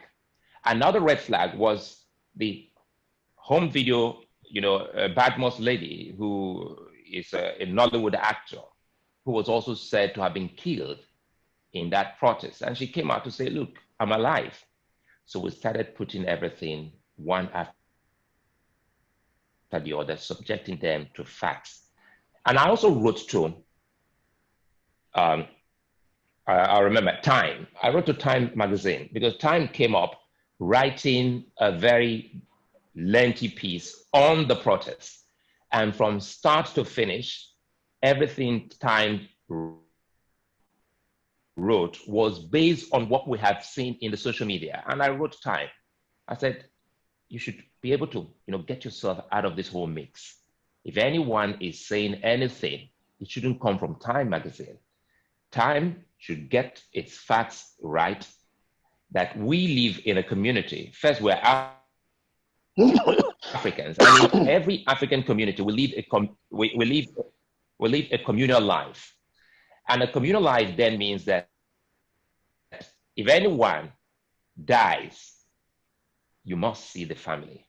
If anything happens to anyone, you must see the family. So I now asked the question, I said, you remember the famous tweet there? I said, did Sanwo-Olu, that is the governor, did he lie when he said there wasn't a massacre? No, initially I said, did he lie when he said no one died? And I asked, was there a massacre? In the other questions I asked, I left them unanswered, but when it got to, was there a massacre? And I said, no, categorically. And of course, the mob attack, I'm used to all of that. So everyone, because in the social media, I also realized that on social media, a lot of people are, impassioned, illogical, incensed, to the extent that we can't pause for a minute to put some of these things on your scale of logic, to critically analyze and find them, to gauge them to see if they are false or truth. And the most shocking thing is that colleagues who are supposed to be really great professionals that should even be the ones subjecting these things to, scrutiny, verification, were also in the arena saying what everyone was saying. So two things here. We were almost going to lose a nation, a country, based on a lie.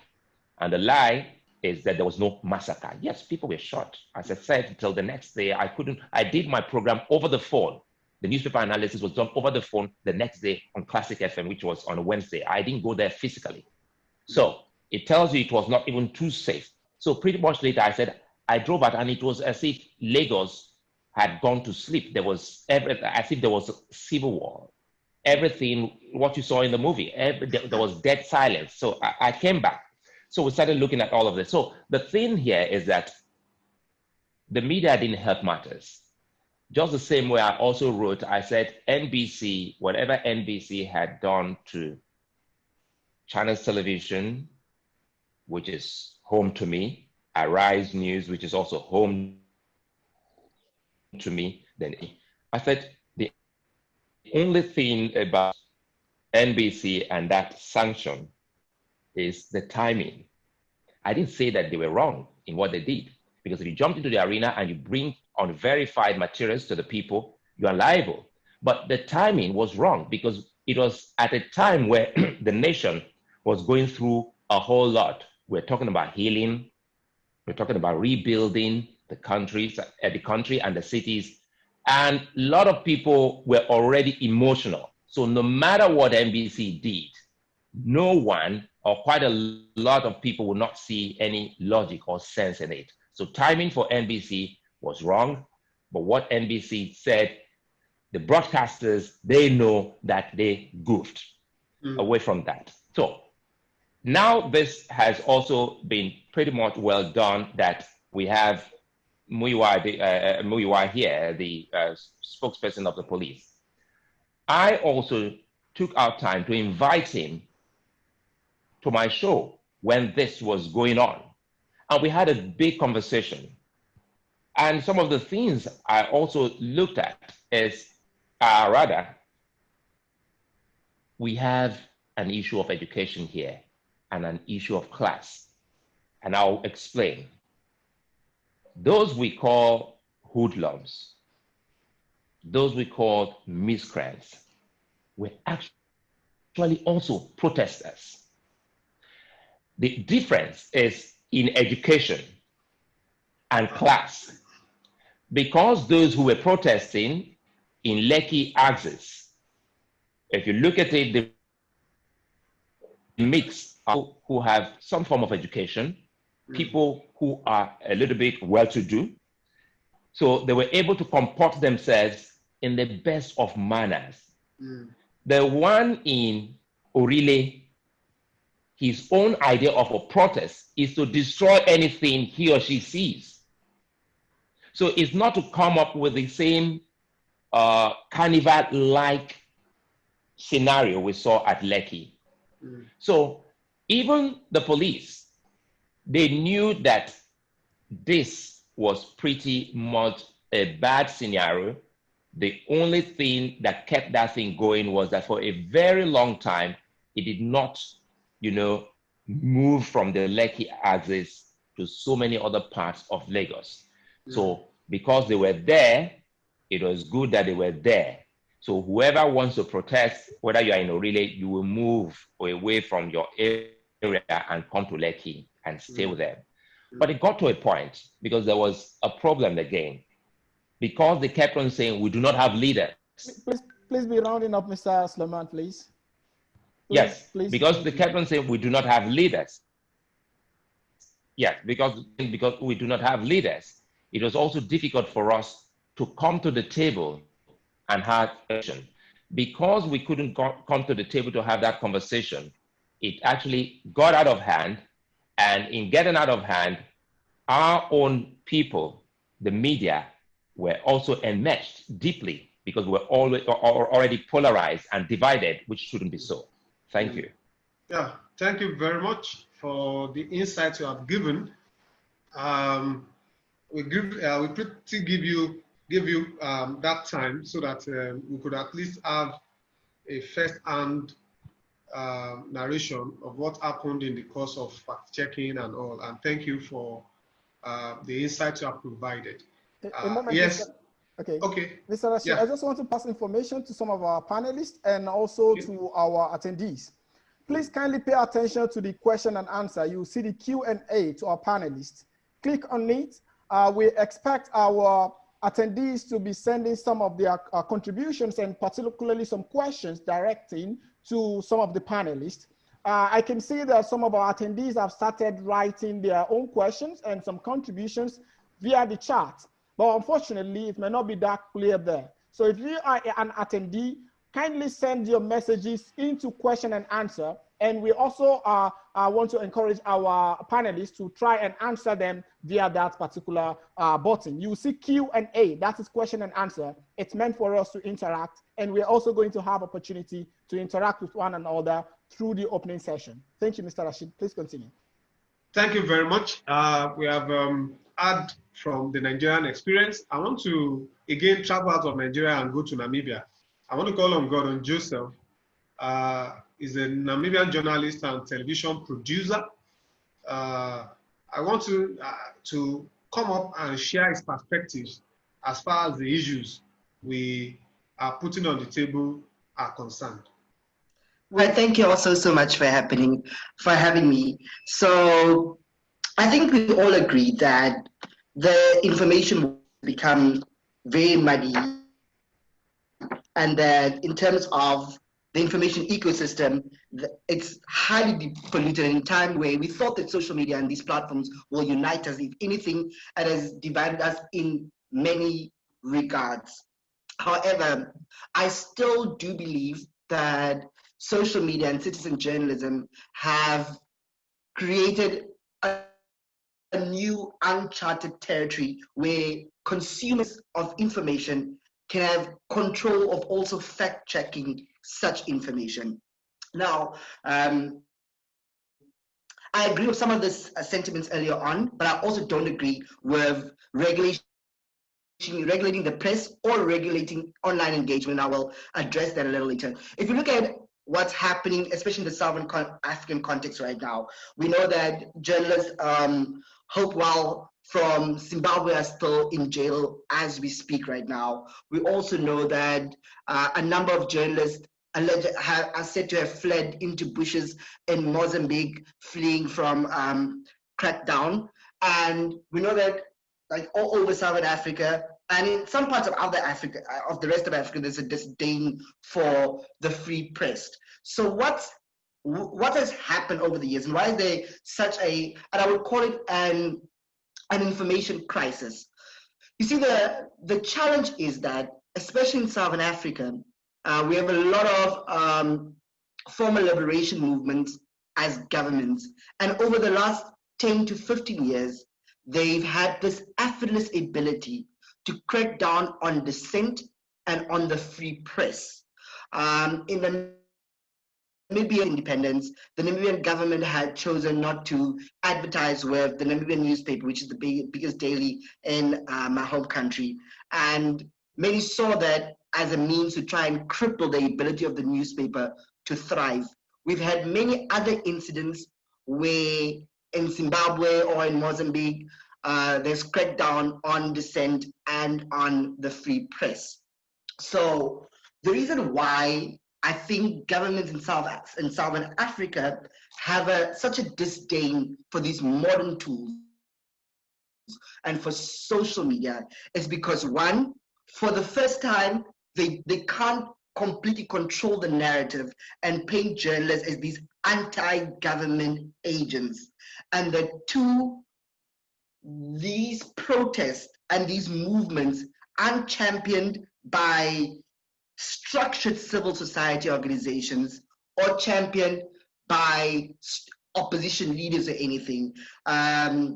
These modern tools have afforded young Namibians and young South Africans and young Zimbabweans and young people in Angola to tweet about an issue and mobilize one another.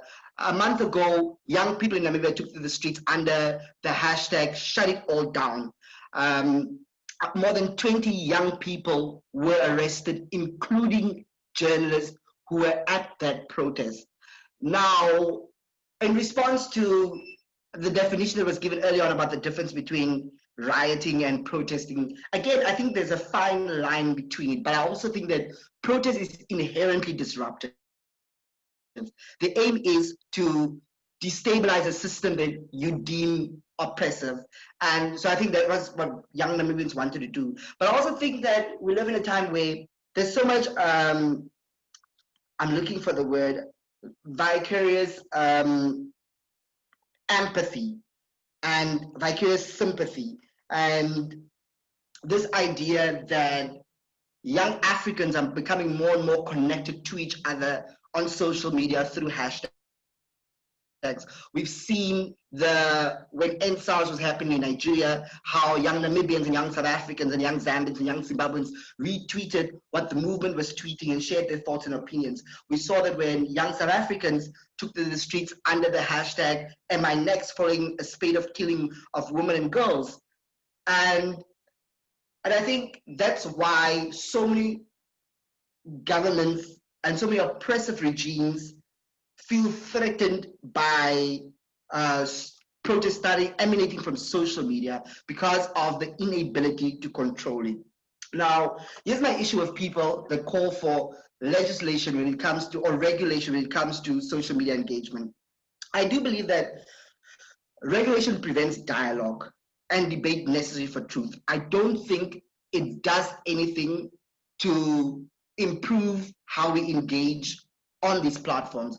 I think that irrespective of the existence of regulation, people will still share some kind of misinformation, some kind of disinformation, or some kind of malinformation. However, information that is in the public space, I believe, are not suppressed, and there's room to debunk that, there's room to fact check that, and perhaps that should be the future of the conversation, how we go around fact checking in these very uncharted territories and these whole new conversations happening. But Thank you very much, Mr. Gordon, for the insightful presentation. You have assisted in driving the conversation forward. And I'm going to move from Mr. Gordon Joseph to Mr. Dramani from Mali. I would like to have his take on the issues that have been discussed so far, especially contextualizing it within the socio-political reality of Mali. Mr. Dramani, please. First and foremost, I would like to thank all of you for listening. I think I'm the youngest, like among all of you. But talking about Mali's political situation, as you can notice, actually, let me put on video. It's impossible. Okay. So when you analyze the situation currently in Mali, we notice that I would like just to remind you a little bit about the great movement which has been starting since the 5th of June 2019 in Mali here, which we call it the movement of M5.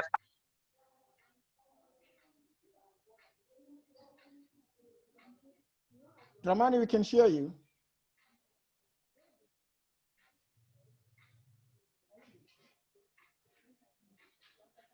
Dramani, are you there?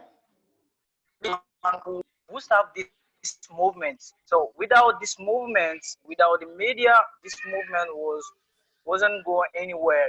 So this was the first one, the power of the media in Mali here. And the second one, I'm gonna just little bit share. This problem is like Africa. So when you take this statement we wrote in by Claude Bivois, Claude Bivois is a director general of the writing press in a communication. You wrote some statement would say that stipulate the African media are still looking for structures which must fit in with a typically African line.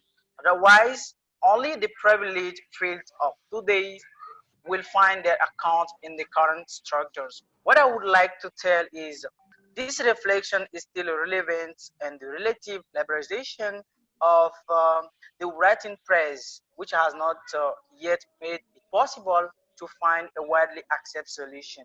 Now, the functions of the press are multiple, but in Africa today, I'm going to talk about general. This is the political function that give the news more weight as a means of information or means of expressing an opinion. The search for a balance between information and opinion is one of the main difficulties of the current African press, to often share between government propaganda, systemic and opposition. That's particular when it comes talk about Mali. Actually, we see those journalist people, and those people even who are always on the social media, they are so influenced, they have so many like followers, and those people, they are always manipulating by political leaders, they are always manipulating by leaders, by political leaders, and they will try to corrupt them so that they can not, they don't care about the deontology or the ethic of the journalist, but they will use to support. Instead of giving or sharing the true information, they will try to give the information which will support this or that politician people. Now, the frequent disputes between journalists and government, formerly we used to learn from the English speaking areas, recent areas, because previously the press was only government there. Clearly show that the press can be a counterpower, especially because of these information factions. If there is a significant and foreign test opening of the writing press in the French-speaking areas or subject which for a long time were not discussed. Instead of French languages, countries like Mali, for instance, press is much more a press expressing opinion, especially the new periodical press. Now the opposition press also is most often a press that favor the expansion of an opinion first, because this freedom of expression outside certain English speaking countries, and then because of access to information is more difficult and more expensive for them.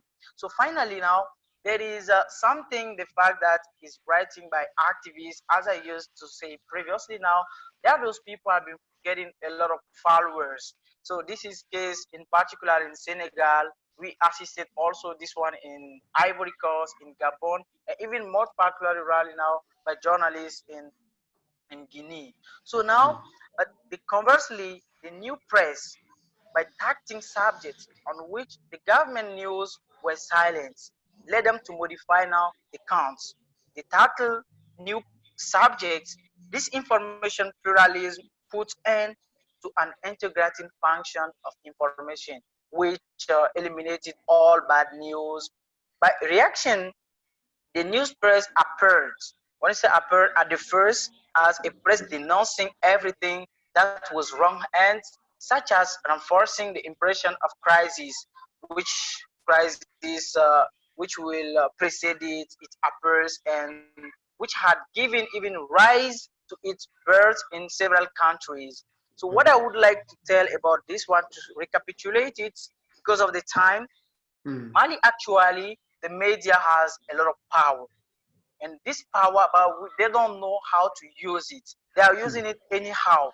That's why currently we need some training, because we are always going through fake news.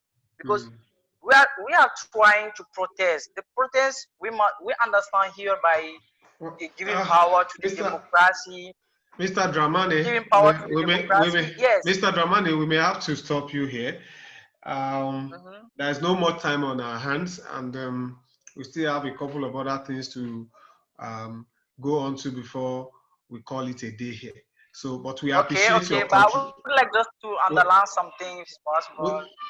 We appreciate your contribution. We appreciate your contribution. We'll get in touch with you, and we may also direct some questions to you.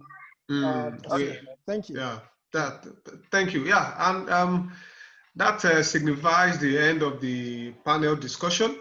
But before we go, the chairman, Dr. Mustafa Lambert, gave us an opening, and I want to call him now in 1 minute to quickly do a roundup, harvesting from the perspectives that have been shared so far on the discussion panel, before I hand over to Mohammed Mustafa to continue. Dr. Mustafa Lambert. Thank you very much. It's been a wonderful evening, and I want to believe that the quality of discussion here shows that there are a lot of interest about the phenomena we are discussing, and it's something we are still continue to be engaging. Information protest is a democratic right. Information disorder is a very bad thing for any society. So we must be able to marry the rights and privilege of citizens with responsibility of doing the democratic thing they should do, such that the society will be in peace. Because at the end of the day, only a society that survives can benefit from various forms of engagement. And every society is a work in progress. We must strive to make sure that at least we educate ourselves in such a way that we use the social media platform for building rather than destroying our society. Thank you very much. Okay. Yeah, thank you very much. Thank you very much. We thank all our panelists, Mr. Gochuku, Mr. Kazum Kulibali, Mr. Leko Tufoduri from Lagos, Mr. Gordon Joseph, Dr. Kola Adishino, my Oga, Dr. Dele Odulami, Mr. Dramani, and of course, Mr. Sulaiman Alede. We thank everyone for your contribution. I'm going to pass the baton now to our host to continue the program. Rashida Debi saying bye for now. Thank you. Thank you. You are not saying bye to this particular program. I believe you are saying bye to the panel session. Mr. Yes, to the panel session. Thank you for the wonderful job. We appreciate everyone for their active participation, particularly our panelists and even our attendees. They've been asking questions, they've been engaging, and a lot of them have interest in also contributing into the case. So that is the reason we also have the open panel session that we're going to have. But right now we're supposed to have our second, what do we call it? Our second goodwill message. We don't know if we have our own Professor Ibrahim Bedamasi Amila in. Mr. Jami, could you please confirm that? If not, do we have someone who is representing him from Christian University? Just a 1 minute or 2 minutes goodwill message. Thank you very much for the invitation. I sometimes feel that I've just walked into information communication professional conference.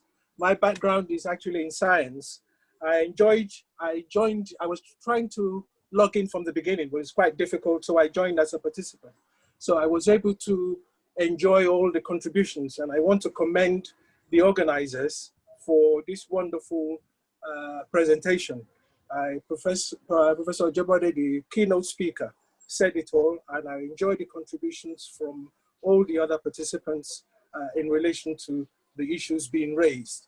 I think, as I said, as a participant, what I've learned a lot from the contributions, and as I said, as the Vice Chancellor in Abeokuta, my main points as a non-professional is to look at it as an administrator, and also to make 1 or 2 points. I think the contributions from Mr. Joseph and Mr. Kubali and Gugo Chukwu, quite clear, linked it with a wider struggle in Africa.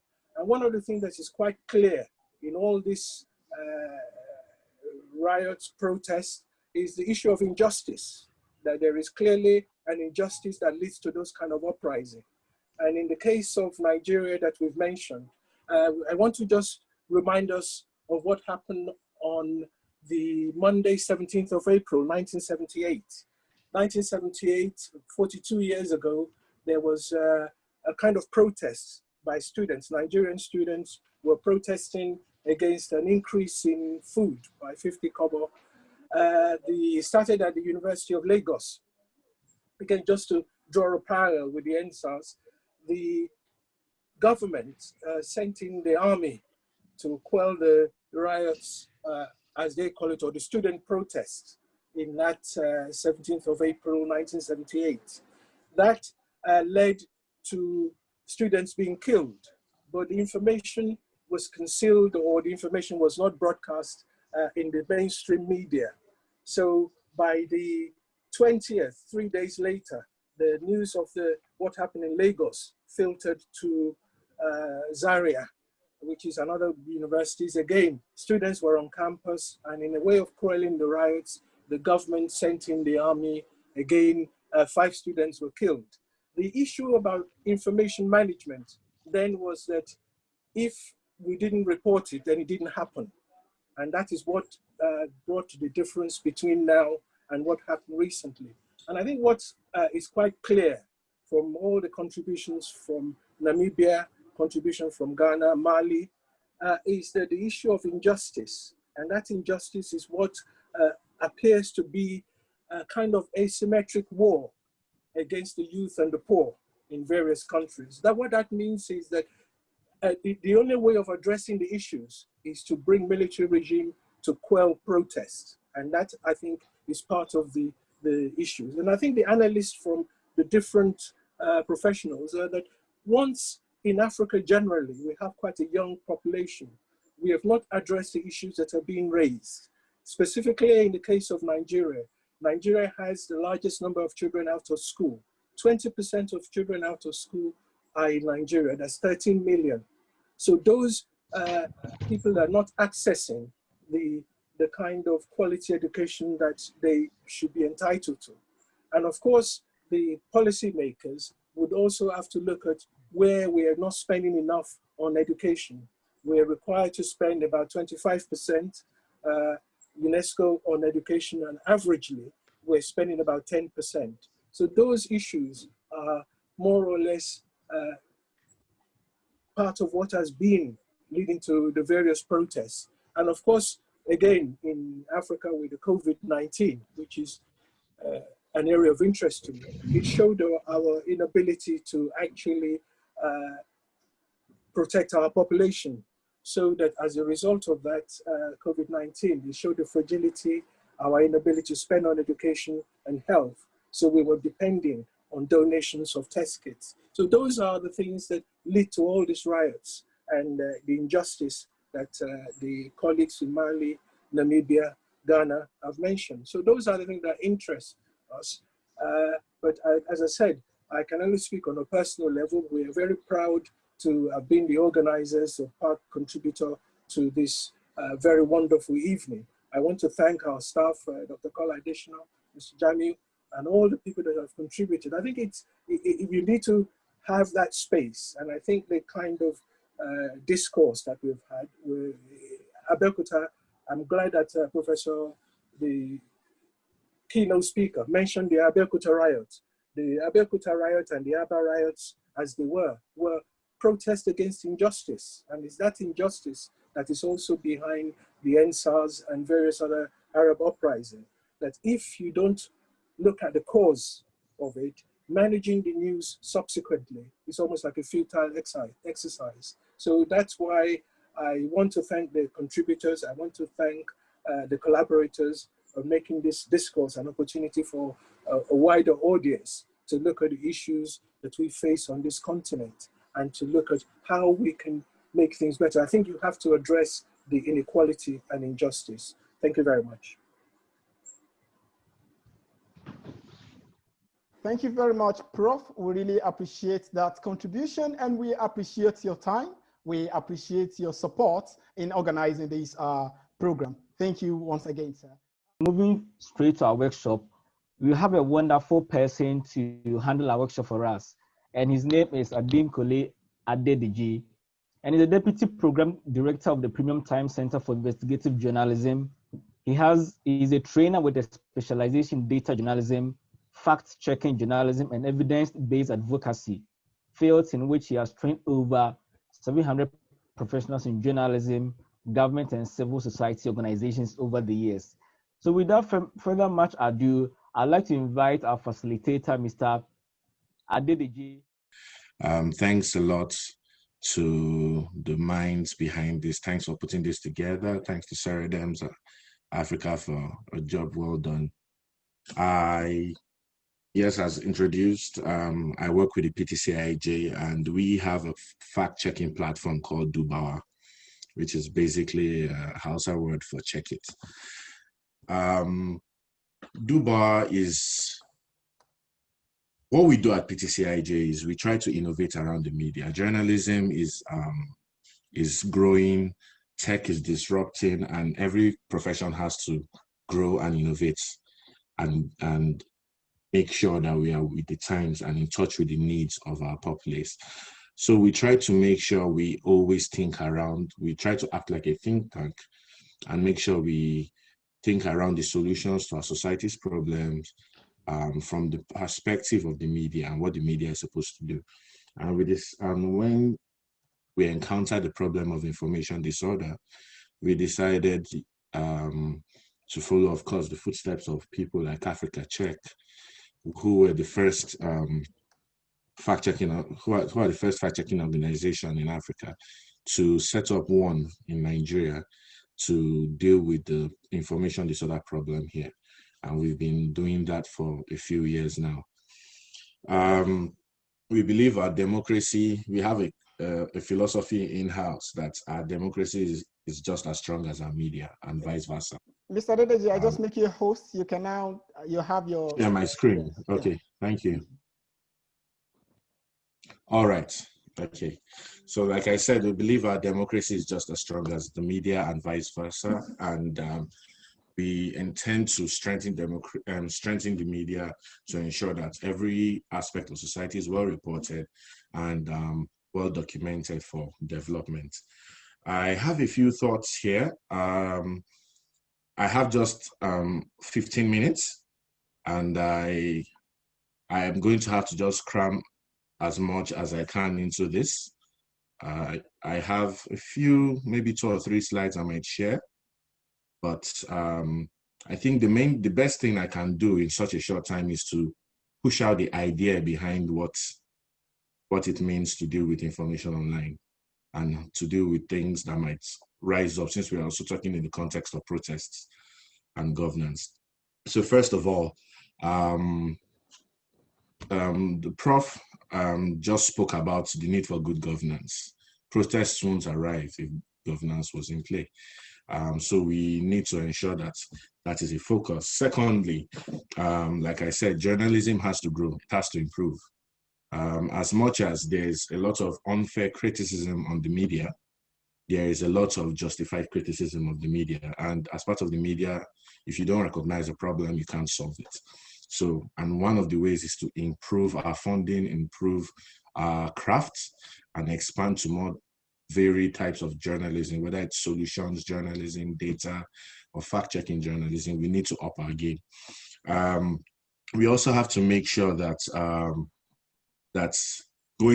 there's of course the bridge between the academia and the practice.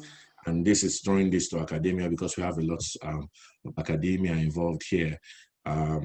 We need to, of course, have some more flexibility in our curricula, so people can grow with speed. It's our process for curriculum, for adjusting our curricula is quite slow and rigid, and I think that discussion has to happen. Also, there is a gap which I've seen here in Nigeria. I'm not sure about the rest of West Africa or Africa. A gap when it comes to democracy and the academia. The academia is not just to research in different parts. The academia is supposed to also be a think tank and also an emotional, I think the best way to say it is a meeting ground for ideas. And that goes to debate culture. I think we need the academic institutions in the country, we need to foster a habit of debating. We have to create such town hall experiences in our schools. Voices need to be heard. Sometimes in Nigerian universities, they behave just like the government. They don't like dissenting voices. I deal with campus journalists a lot, and we have to intercede to make sure they do they get to practice the journalism they are being taught in their schools.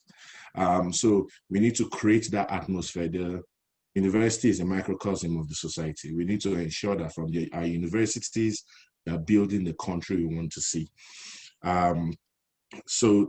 Those are a couple of thoughts. Following also the points given to me in the invitation, I was also meant to give a few comments on the role of policymakers. I think the government has a role to play in sanitizing the environment, and I think in particular, the National Orientation Agency has a serious role to play in making sure people know from the top to the grassroots, especially because they have the greatest reach, that people understand how to consume information, get better media literacy, and how to deal with the new changes that we have to deal with. Now, to quickly jump into fact-checking and verification. First of all, verification is done before a story is out. Fact-checking is done after. Verification is what we expect every journalist to do. We expect that before any piece of news or information is published, it goes through a rigorous verification process. Journalism without verification isn't journalism. You have to verify and you have to be accurate. Fact-checking doesn't just deal with what is published on newspapers, it deals with what goes on social media, and we've had to adapt in our ways of handling different kind of information that we have. And one of the basic rules, and I think this is to help everyone, the goal of this session is to make sure everybody here can deal with this kind of misinformation and disinformation that we come across every day, especially at times of emotional, heightened emotional issues, when people are emotionally charged and everyone is on edge.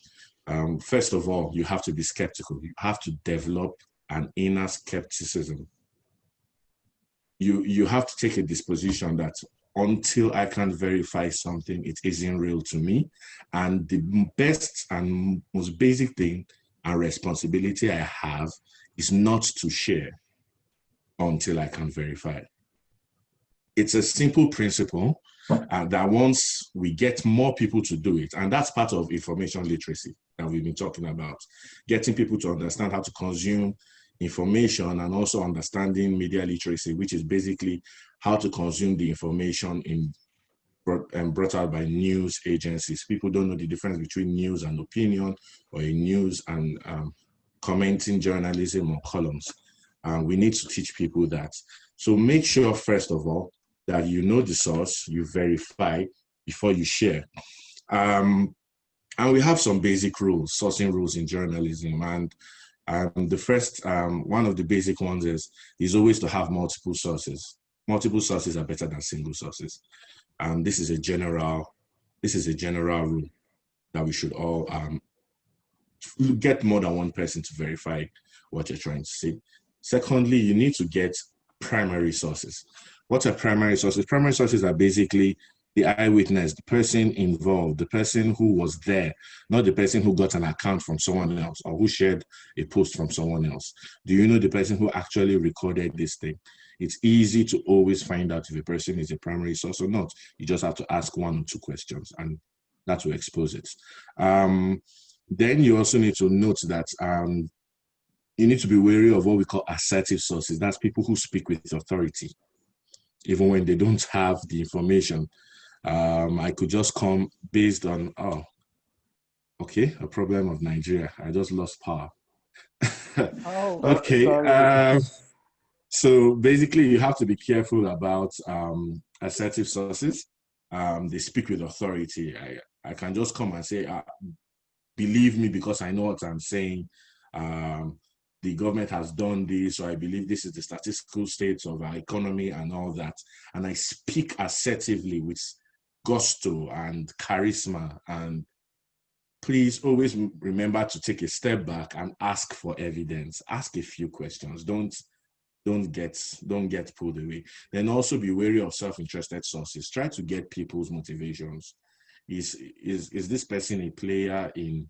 Is he a stakeholder on the issue, and where does he stand? It's better to speak to someone who is neutral to get a perspective, and someone who is trained.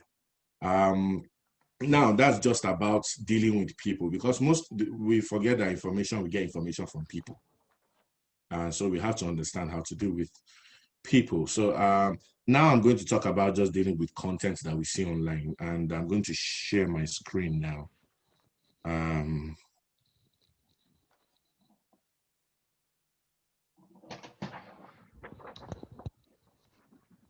Okay, can you all see my screen? Yes, we can. Yes. All right.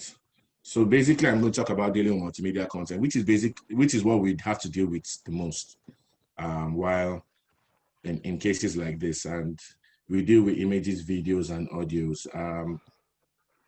We need to be patient. I already said we have to have a critical mind, and we have to start with file. You can start with the properties of files, but even before that, you need to ask some red flag questions.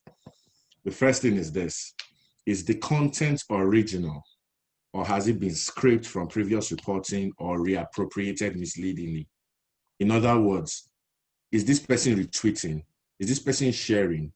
Is it a tweet, or is it an image of a tweet, or a screen grab that has gone through maybe 7 people before it got to you? You have to understand, you have to find that primary source.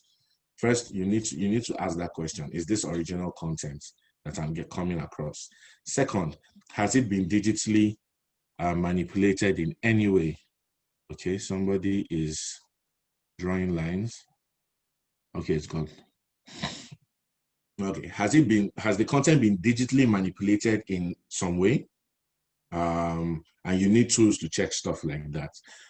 Then you can try and confirm the time and place, and this requires personal commitment and effort. Just discernment. Look at a picture and look at it well. Most photoshopped pictures or edited pictures are obvious. You can see the edits, you can see the mistakes in it, because the people who spread, especially those who misinform and disinform, especially those who disinform, don't put as much effort as you would think in doing it, because they know virality is almost certain. So you have to be skeptical, look through the images, and be sure that this makes sense. There's disinformation across country lines. I saw a video talking about a clip of police brutality in Mali. And when I looked at the video, I immediately knew it was false, because the uniform that the so-called police were wearing were road safety uniforms in Nigeria. So you have to be, sometimes common sense is just your best protection. Then you can also try your best to confirm the time and place of the photo or the video capture using visual clues. If you are a resident or you know someone who is a resident, contact the person to ask this picture, ask if this picture shows the area that it's claiming to portray. Is this the front of Transcorp Hilton in Abuja? Or is this the front of, is this a picture of actually the Lekki toll gate? You live in Lagos, can you confirm that this is actually in that environment? And if you can't, you go to Google. Google has what they call Google Maps, Google Streets. You can actually see street view, and I might, if time permits me, I might show that. Then for visual things, we have wrong time, wrong place. These are common false or misleading visual content types. We have wrong time, wrong place. Old visuals that are being reshared, and we see this at times of conflict. You see a video of an old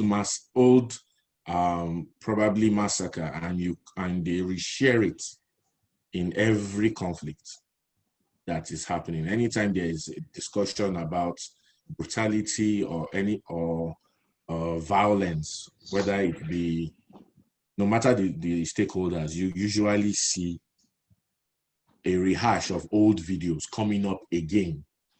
So please be wary about that. Virality is usually caused by accidental sharing.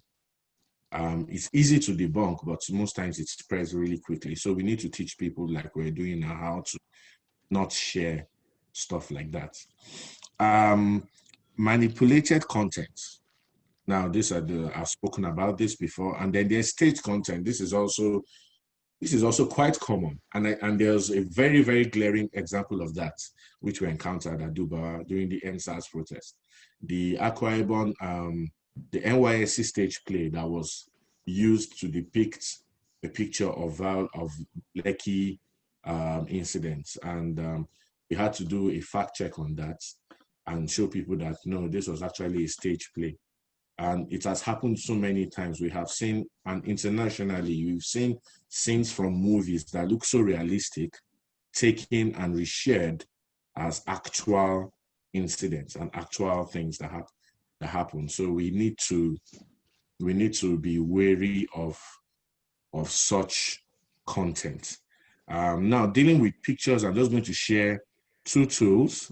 First, I would advise that you go online and just Google what is called a reverse image search. A reverse image search is simply you going online and checking, using the online search engines to check for old similar pictures of the one you are trying to fact check. Once you search, if you can find similar pictures, you will see the date and you will know, okay, this isn't happening right now. This is old, or this is edited. So there are a lot of tools for reverse image search. There's Google, almost every search engine has a reverse image search. Google, Bing, Yandex, they all have reverse image searches. There's also RevEye, and there's TinEye. TinEye is also a very, very good tool for reverse image searches. Let me go online. So just Google a reverse image search. You will see so many. TinEye is there, duplicate checker. So just, there are so many to use, and all you have to do is just click on it, upload whatever picture or whatever link to whatever picture you have, and it will help you check for older versions of that picture. And if you don't find any older versions of that picture, that means it's probably authentic. That doesn't mean it is verified. It just means you need to also do some other checks. But usually most of them, you find them through this means. The other way like I mentioned, there's Google Maps. I think my time is almost up, but let me just do this last one. If you want to verify a location, let me type an obvious one like that I've mentioned, Transcorp, Hilton, Abuja. You just go there and you go to on Google, you can click on Maps.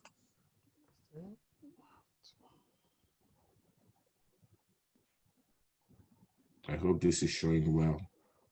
If you click on Maps, you can see this red dot shows you where the hotel is. You can now switch to a satellite view at the lower left corner here. If you can see my mouse, clicked on the satellite view, and then it actually shows a realistic view of the surrounding. And then once you've done that, you go to the right corner and you see the icon of a guy, of an individual there, which means browse street view images. So you can click on that. Once you click on that, you see lines around the streets. Now, this is where I said you can try to use visual clues to verify. Just look at the street lines and click on any of the streets. And what it does is it shows you the perspective, the vantage point of where you click. So if they say something happened around Transcorp, just go to any street around it and click on it. And it gives you a 360 view of that street, of that point you clicked. So this is how it looks at the point where I clicked. And you can use this to compare with any image and say, okay, does this look like where this very scene of violence is happening? Or is this where this incident, is this where this protest is happening? To verify, does it look like this?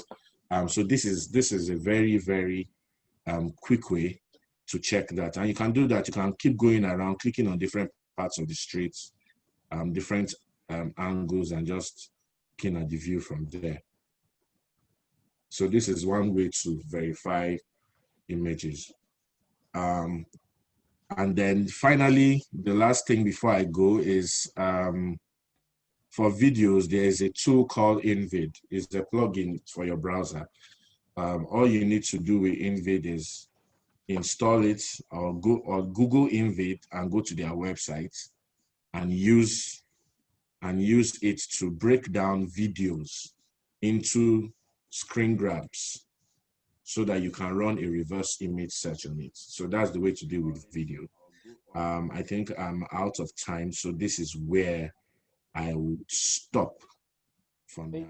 Thank you very much, Mr. Adedeji, for such an insightful presentation. Thank you. And you're welcome. We are going to move straight to the opening session, which is going to be facilitated by our colleague, Folarin Jamiu. Mr. Folarin Jamiu is a colleague and he's also a lecturer, and he's also one of the organizer of these from Center for Research on Development of African Media Governance in Society. So right now, I will move to Mr. Jamiu Folarin to facilitate the open session and share for our attendees and panelists. You have the opportunity to also participate. Just raise your hand. We're going to click on your name and ask you to participate. The only thing is that you have the opportunity to only respond with voice. Your video cannot be, it cannot be activated. So please, if you know you have something to contribute, Mr. Jamiu is going to be the one to facilitate that. Mr. Jamiu, over to you. Thank you so much for the opportunity. Let me begin by introducing myself. My name is Jamiu Folarin. I'm a 2020 Global Fellow, fact-checking, research fellow, and I'm also a lecturer at Crescent University at the and a PhD student at the Department of Mass Communication on the University. I'm part of the organizer of this webinar from Ceredem, the Center for Research and Development of African Media, Governance and Society. And I also am using this opportunity to appreciate the effort of the keynote speaker, Professor Ayo Bami of the University of Ibadan, and the panelists who are debating the issues and the theme of this webinar, that is the narratives around the protests and information disorder ecology in Africa. This open session offers us the opportunity to ask questions and make our contribution as panelists, because you've been listening a lot to liberation, and I'm happy that most of the questions you have so far, our panelists responded to them and do justice to them. So before going further to call on participants to ask their question or to make their contribution, let me first recognize and call on one of the participants here that also contributed immensely and the understanding of information ecosystem in Nigeria. Is no other person than Abdullahi Aliyu Maiwada, who is the Deputy Superintendent of the Custom and presently attached to the public relations units of the Nigerian Customs Service. Mr. Jami, could you check your mic, please? Your mic. Yes. Please check. Can you hear me now? Yes, we can hear you, but we also want you to check your mic. It's not really clear. Okay. Can you hear me clearly now? Oh, we're trying, but it's not. But it's okay. You may continue by inviting the next speaker, please. It's okay. Okay, so Abdullahi Aliyu Maiwada is Deputy Superintendent of the Customs and presently attached to the public relations unit of the Nigerian Customs Service in Namibia, Nigeria, and it's presently the social media handler of the Nigerian Customs Service and lasting officer of the Nigerian Customs Broadcasting Network. Just to tell you the importance of Maiwada in this discussion. Can we have Maiwada to express his view? All right, Mr. Jami. Okay, Mr. Jami, I would like you to do something for me. Kindly make me a host. Make me a host back. So I'll be using the opportunity to call on those people. I will click on the name to participate, and please kindly make me a host right now, Mr. Jami. Okay, let me do that. Let me do that. And you may continue with the facilitation, of course.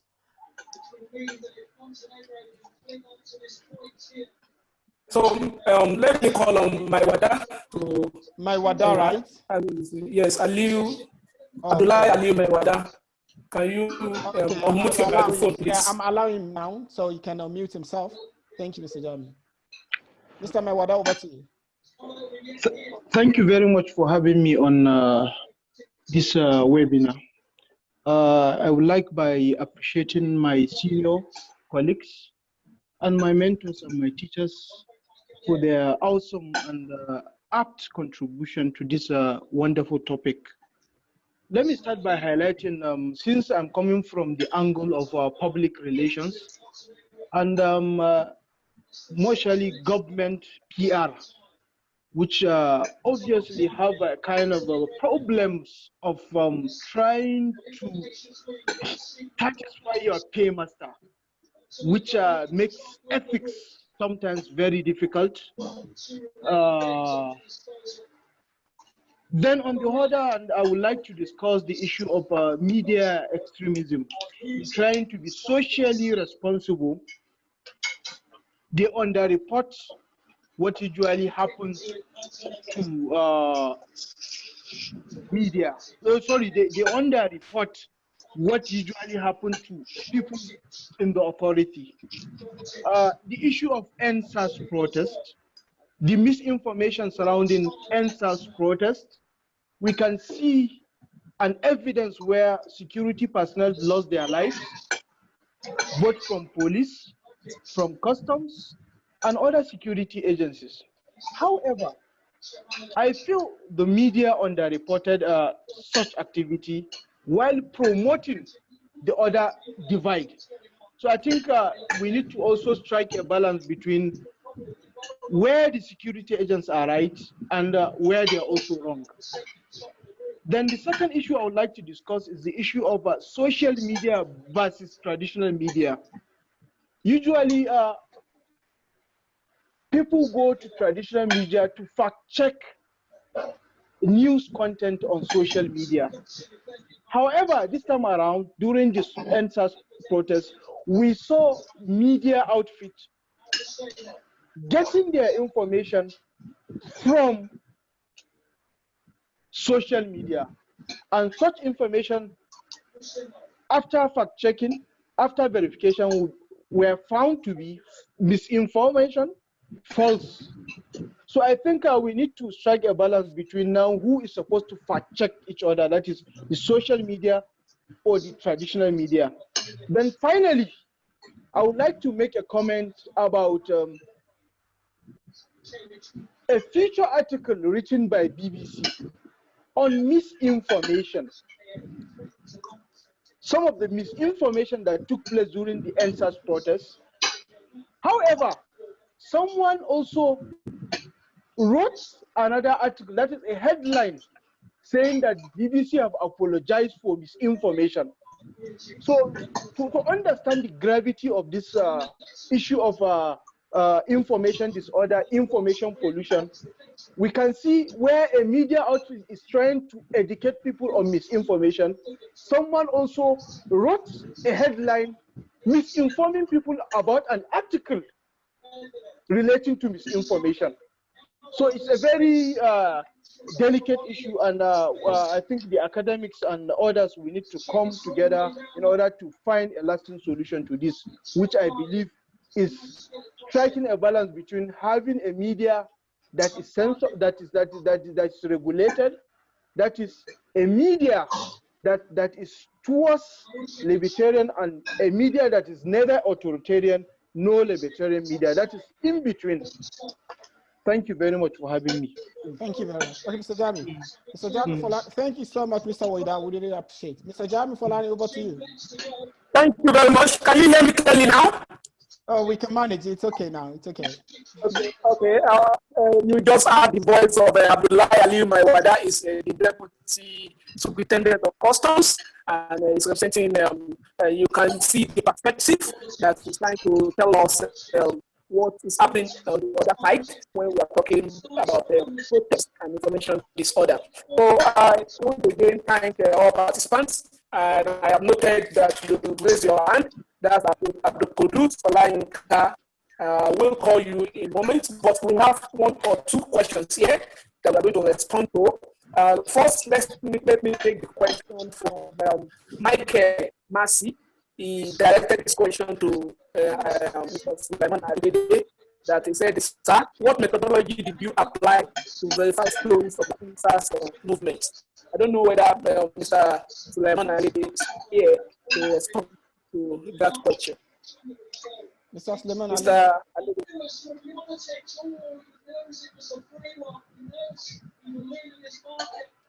Mr. Suleiman is not here right now. Please continue. Okay. Okay. We have another question here from Mr. Obasanjo Oyedele. Said, how do we address the ideas and suggestions from this webinar for policy engagement? And I think I can respond to that. And MJ will add to it. We are organizing this webinar to interrogate the issue around protest in Africa and information disorder. And we are not stopping here. Remember, the name of this organization is Center for Research and Development, and we are working in hand with other stakeholders to ensure that we produce research papers, produce policy statements that will aid stakeholders to understand the issue around protest and information disorder, so that we use preventive measure rather than reactive measure. And if I must tell you, virtually all the organizers are academia, and there is a kind of handshake between the ground and town. That whatever we are involved in, we are PhD students, MBA is the PhD students, and is also PhD students. We have scholars also, we have professionals that are part of the organizers, and what we are doing is to ensure that we take this particular phenomenon of communication beyond here. We are going to conduct research, we are gathering our data, and we are going to come up with white paper and policy that will aid the understanding of this phenomenon. So we are not going to stop it here. And I believe that's also in response to the observation of Shunedu that said, how do we take this important message from this meeting to the authorities where changes can be made? yeah, we are going to take it to the authority when we deliver our white paper. And what I have noticed, however, is that we keep having amazing new things online and offline, but it seems that after the meeting is over, we don't see the effect of on ground. And how can this be done effectively? I tell you, the effect of what we've been doing as a session, what we've been doing as professional, that's what translates into this webinar. And after this webinar, just like I mentioned earlier, we are also still going to engage stakeholders to ensure we get to the root of the matter. We are not stopping here. So let me use this opportunity to call on Abdul Kudus Olayinka for his comments or question. Abdul Kudus Olayinka, if you are there. MJ, yes, Abdul Kudus Olayinka, yes, okay, you're welcome. Good evening. Good evening. And let me first start by commending the efforts of Ceredem for organizing this webinar.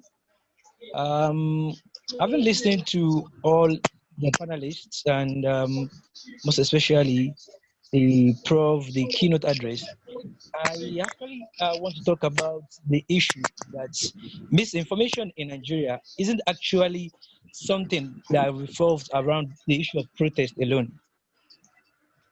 I think misinformation is actually deep-rooted in the fabric of our dear nation. And it starts with our government being accountable for whatever they are doing.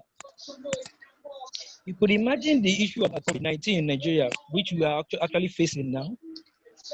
Many citizens actually don't believe the government because they think the government are actually looking for ways to manipulate them and make money. That itself, it's a kind of misinformation. You understand? Now, most Nigerians or most Nigerian youths who are on social media are always active against, they are very, very active when it comes to bad news. They want to propagate this bad news. They want to be known. They want to be influential. You understand? If you understand what I'm saying. So I think two things first. The government must stand to be accountable for whatever they are doing. Then the citizen must actually start to verify the information before they share it, and they shouldn't look to gain influence over those people that are actually affected by those information. Okay. Okay. Thank you. I think. Thank you for your comments. The need to propagate good news, not only bad news, and the need for the government to be accountable and for citizens to verify. And that's also a point or a question raised by Abiodun Aina. We noticed that on social media, I don't know whether there's any employer that would support that and afraid social media spread false or negative information and decide not to spread positive information. Let me throw that question and that line of thoughts, whether correct or not, to Mr. Adedeji of Dubawa. In the verification process, fact-checking process, what is your view concerning this issue raised by Abiodun Aina, that people tend to share negative story than positive story or developmental story? Can we have Mr. Adedeji to respond to that? Okay, thanks. Thanks a lot, Mr. Jamiu. On people's sharing behavior, I'm not a psychologist, but I think school of thought is out there that as a primary survival mechanism, our brains are wired to react and respond quicker and with more decisiveness to threats around us, to things that can harm us. So if I tell you I have 2 lollipops to give you, you might forget it. In the midst of our conversation, it might not be serious. But if I tell you, even in passing, that someone is running around this area with a gun, you would immediately respond. It's natural. So we have that natural inbuilt survival mechanism to help us identify what is going on around us. And that has played out also in readership behavior and readership pattern when it comes to news consumption. When people read news headlines that have no real influence, because the truth is, when something is negative, it is practically most times a threat to your own existence and way of life. So it is only natural that people will react to them more, to news like that more. And yes, I know it has played a part, since the audience also has a strong part to play in the behavior of content creators. So yes, you might say there is a lot of negative news, but the truth is there is a lot of positive news, a lot of developmental journalism going on, a lot of good stuff online. They are actually also out there. It's just that the one that how will I say it, motivates or activates our synapses in our brain and really brings it to the fore of our minds are the negative ones we see. It's just the same way when someone does something bad to you, you easily remember the one bad thing and not the plenty good things the person has done. It's just the way we are wired. So I think it's a behavioral thing, and I'm not sure I have a solution to that. I just want us to note that, of course, you have to remind yourself that there's a lot of good going on and there's a lot of good content online. People are writing solutions, people are writing things. So on the media's part, we can do stuff like solutions journalism, where you don't just talk about the problems, but you talk about the story and experiences of people who are tackling the very, very same problems that we're talking about. I think that's a very productive way to engage such. So thank you very much. Solution journalism, developmental journalism, and that's one of the key points made by Mr. David. I can see Cindy and Oluwole Adepemi raising their hand, but I'm afraid we don't have much time. We will keep the conversation on beyond this platform by the grace of God. So let me hand over to the host, MJ, to continue with this dedication. Thank you. Thank you very much, Mr. Jamiu Folani. Thank you very much to all our participants for also actively, trying to engage and also to be part of this fully. Let us remind you that we have the live. This is live on Facebook. You can also see the video over there. So you have the opportunity to still go there and also interact with over there. We would surely respond and reply. And with some of the questions about how do we take this beyond this kind of an online meeting, having meeting, it should be about action. I guess Mr. Jamiu has answered that, because the organizers or this particular organization is not just about organizing a program. We are a research-based organization, which we believe that as a researcher, for all of us that are there, we are all researchers. We are all PhD researchers and also lecturers as well. So we are committed to taking this beyond this level by making sure that we take it to take some action by writing necessary recommendation and also writing necessary report and also some other necessary tools that will make this work better for us. Permit me to use this opportunity to appreciate our panelists. Before I'm going to call on someone to also give us a closing remarks. But before we do that, I would like to say that for different members of Ceredems, we have lots of people that are behind us. Among them is our own chairman of the panel session today, Dr. Mustafa LK Lambert. Thank you so much for what you've been doing, and he's also one of our member of the governing council of our Ceredems. And also we have Professor Victor Barbaras from Rudin University of Russia, who happens to be the head of the faculty of philology. He's also one of our the governing council. And among some of the other people, let's talk about the key members who I'll start from Mr. Rashid, who happens to be one of our members. Mr. Jamiu is also one of the members. Mr. Mutsiu is also a member, and Stephen Obidi is also a member, and myself, Mustafa Mohammed Jamiu. We are all here, and we are all researchers, and we are ready to see how we can work effectively in making sure that our information ecosystem is well sensitized and try our best through effective research. Mr. Rashid, are you there? Yes, I'm here. Mr. Joseph is not online, please. Oh, okay. Well, on behalf of Positive Agenda Nigeria, that's a partner with the Center for Media Development and Governance in Africa. I want to appreciate everybody for making today's program. It's been an awesome close to 4 hours now. So we want to thank everybody, we want to thank the organizers, and we wish that such programs will continue to come up so that we can clear our information superhighway of the pollution that we have experienced so far. Thank you very much, and good night from this end. Thank you all. Thank you so much, Mr. Rashid. Thanks to everyone, to all our panelists. We appreciate you. Mr. Suleiman Alede, Mr. Dramani from Mali, Mr. Ogochukwu Iwanke, Dr. Kola Adesina, Professor Ibrahim Bedamasi, Professor Victor Babarash, Mr. Kazumu Koulibaly from Mali, Mr. Deji Adekunle, and Mr.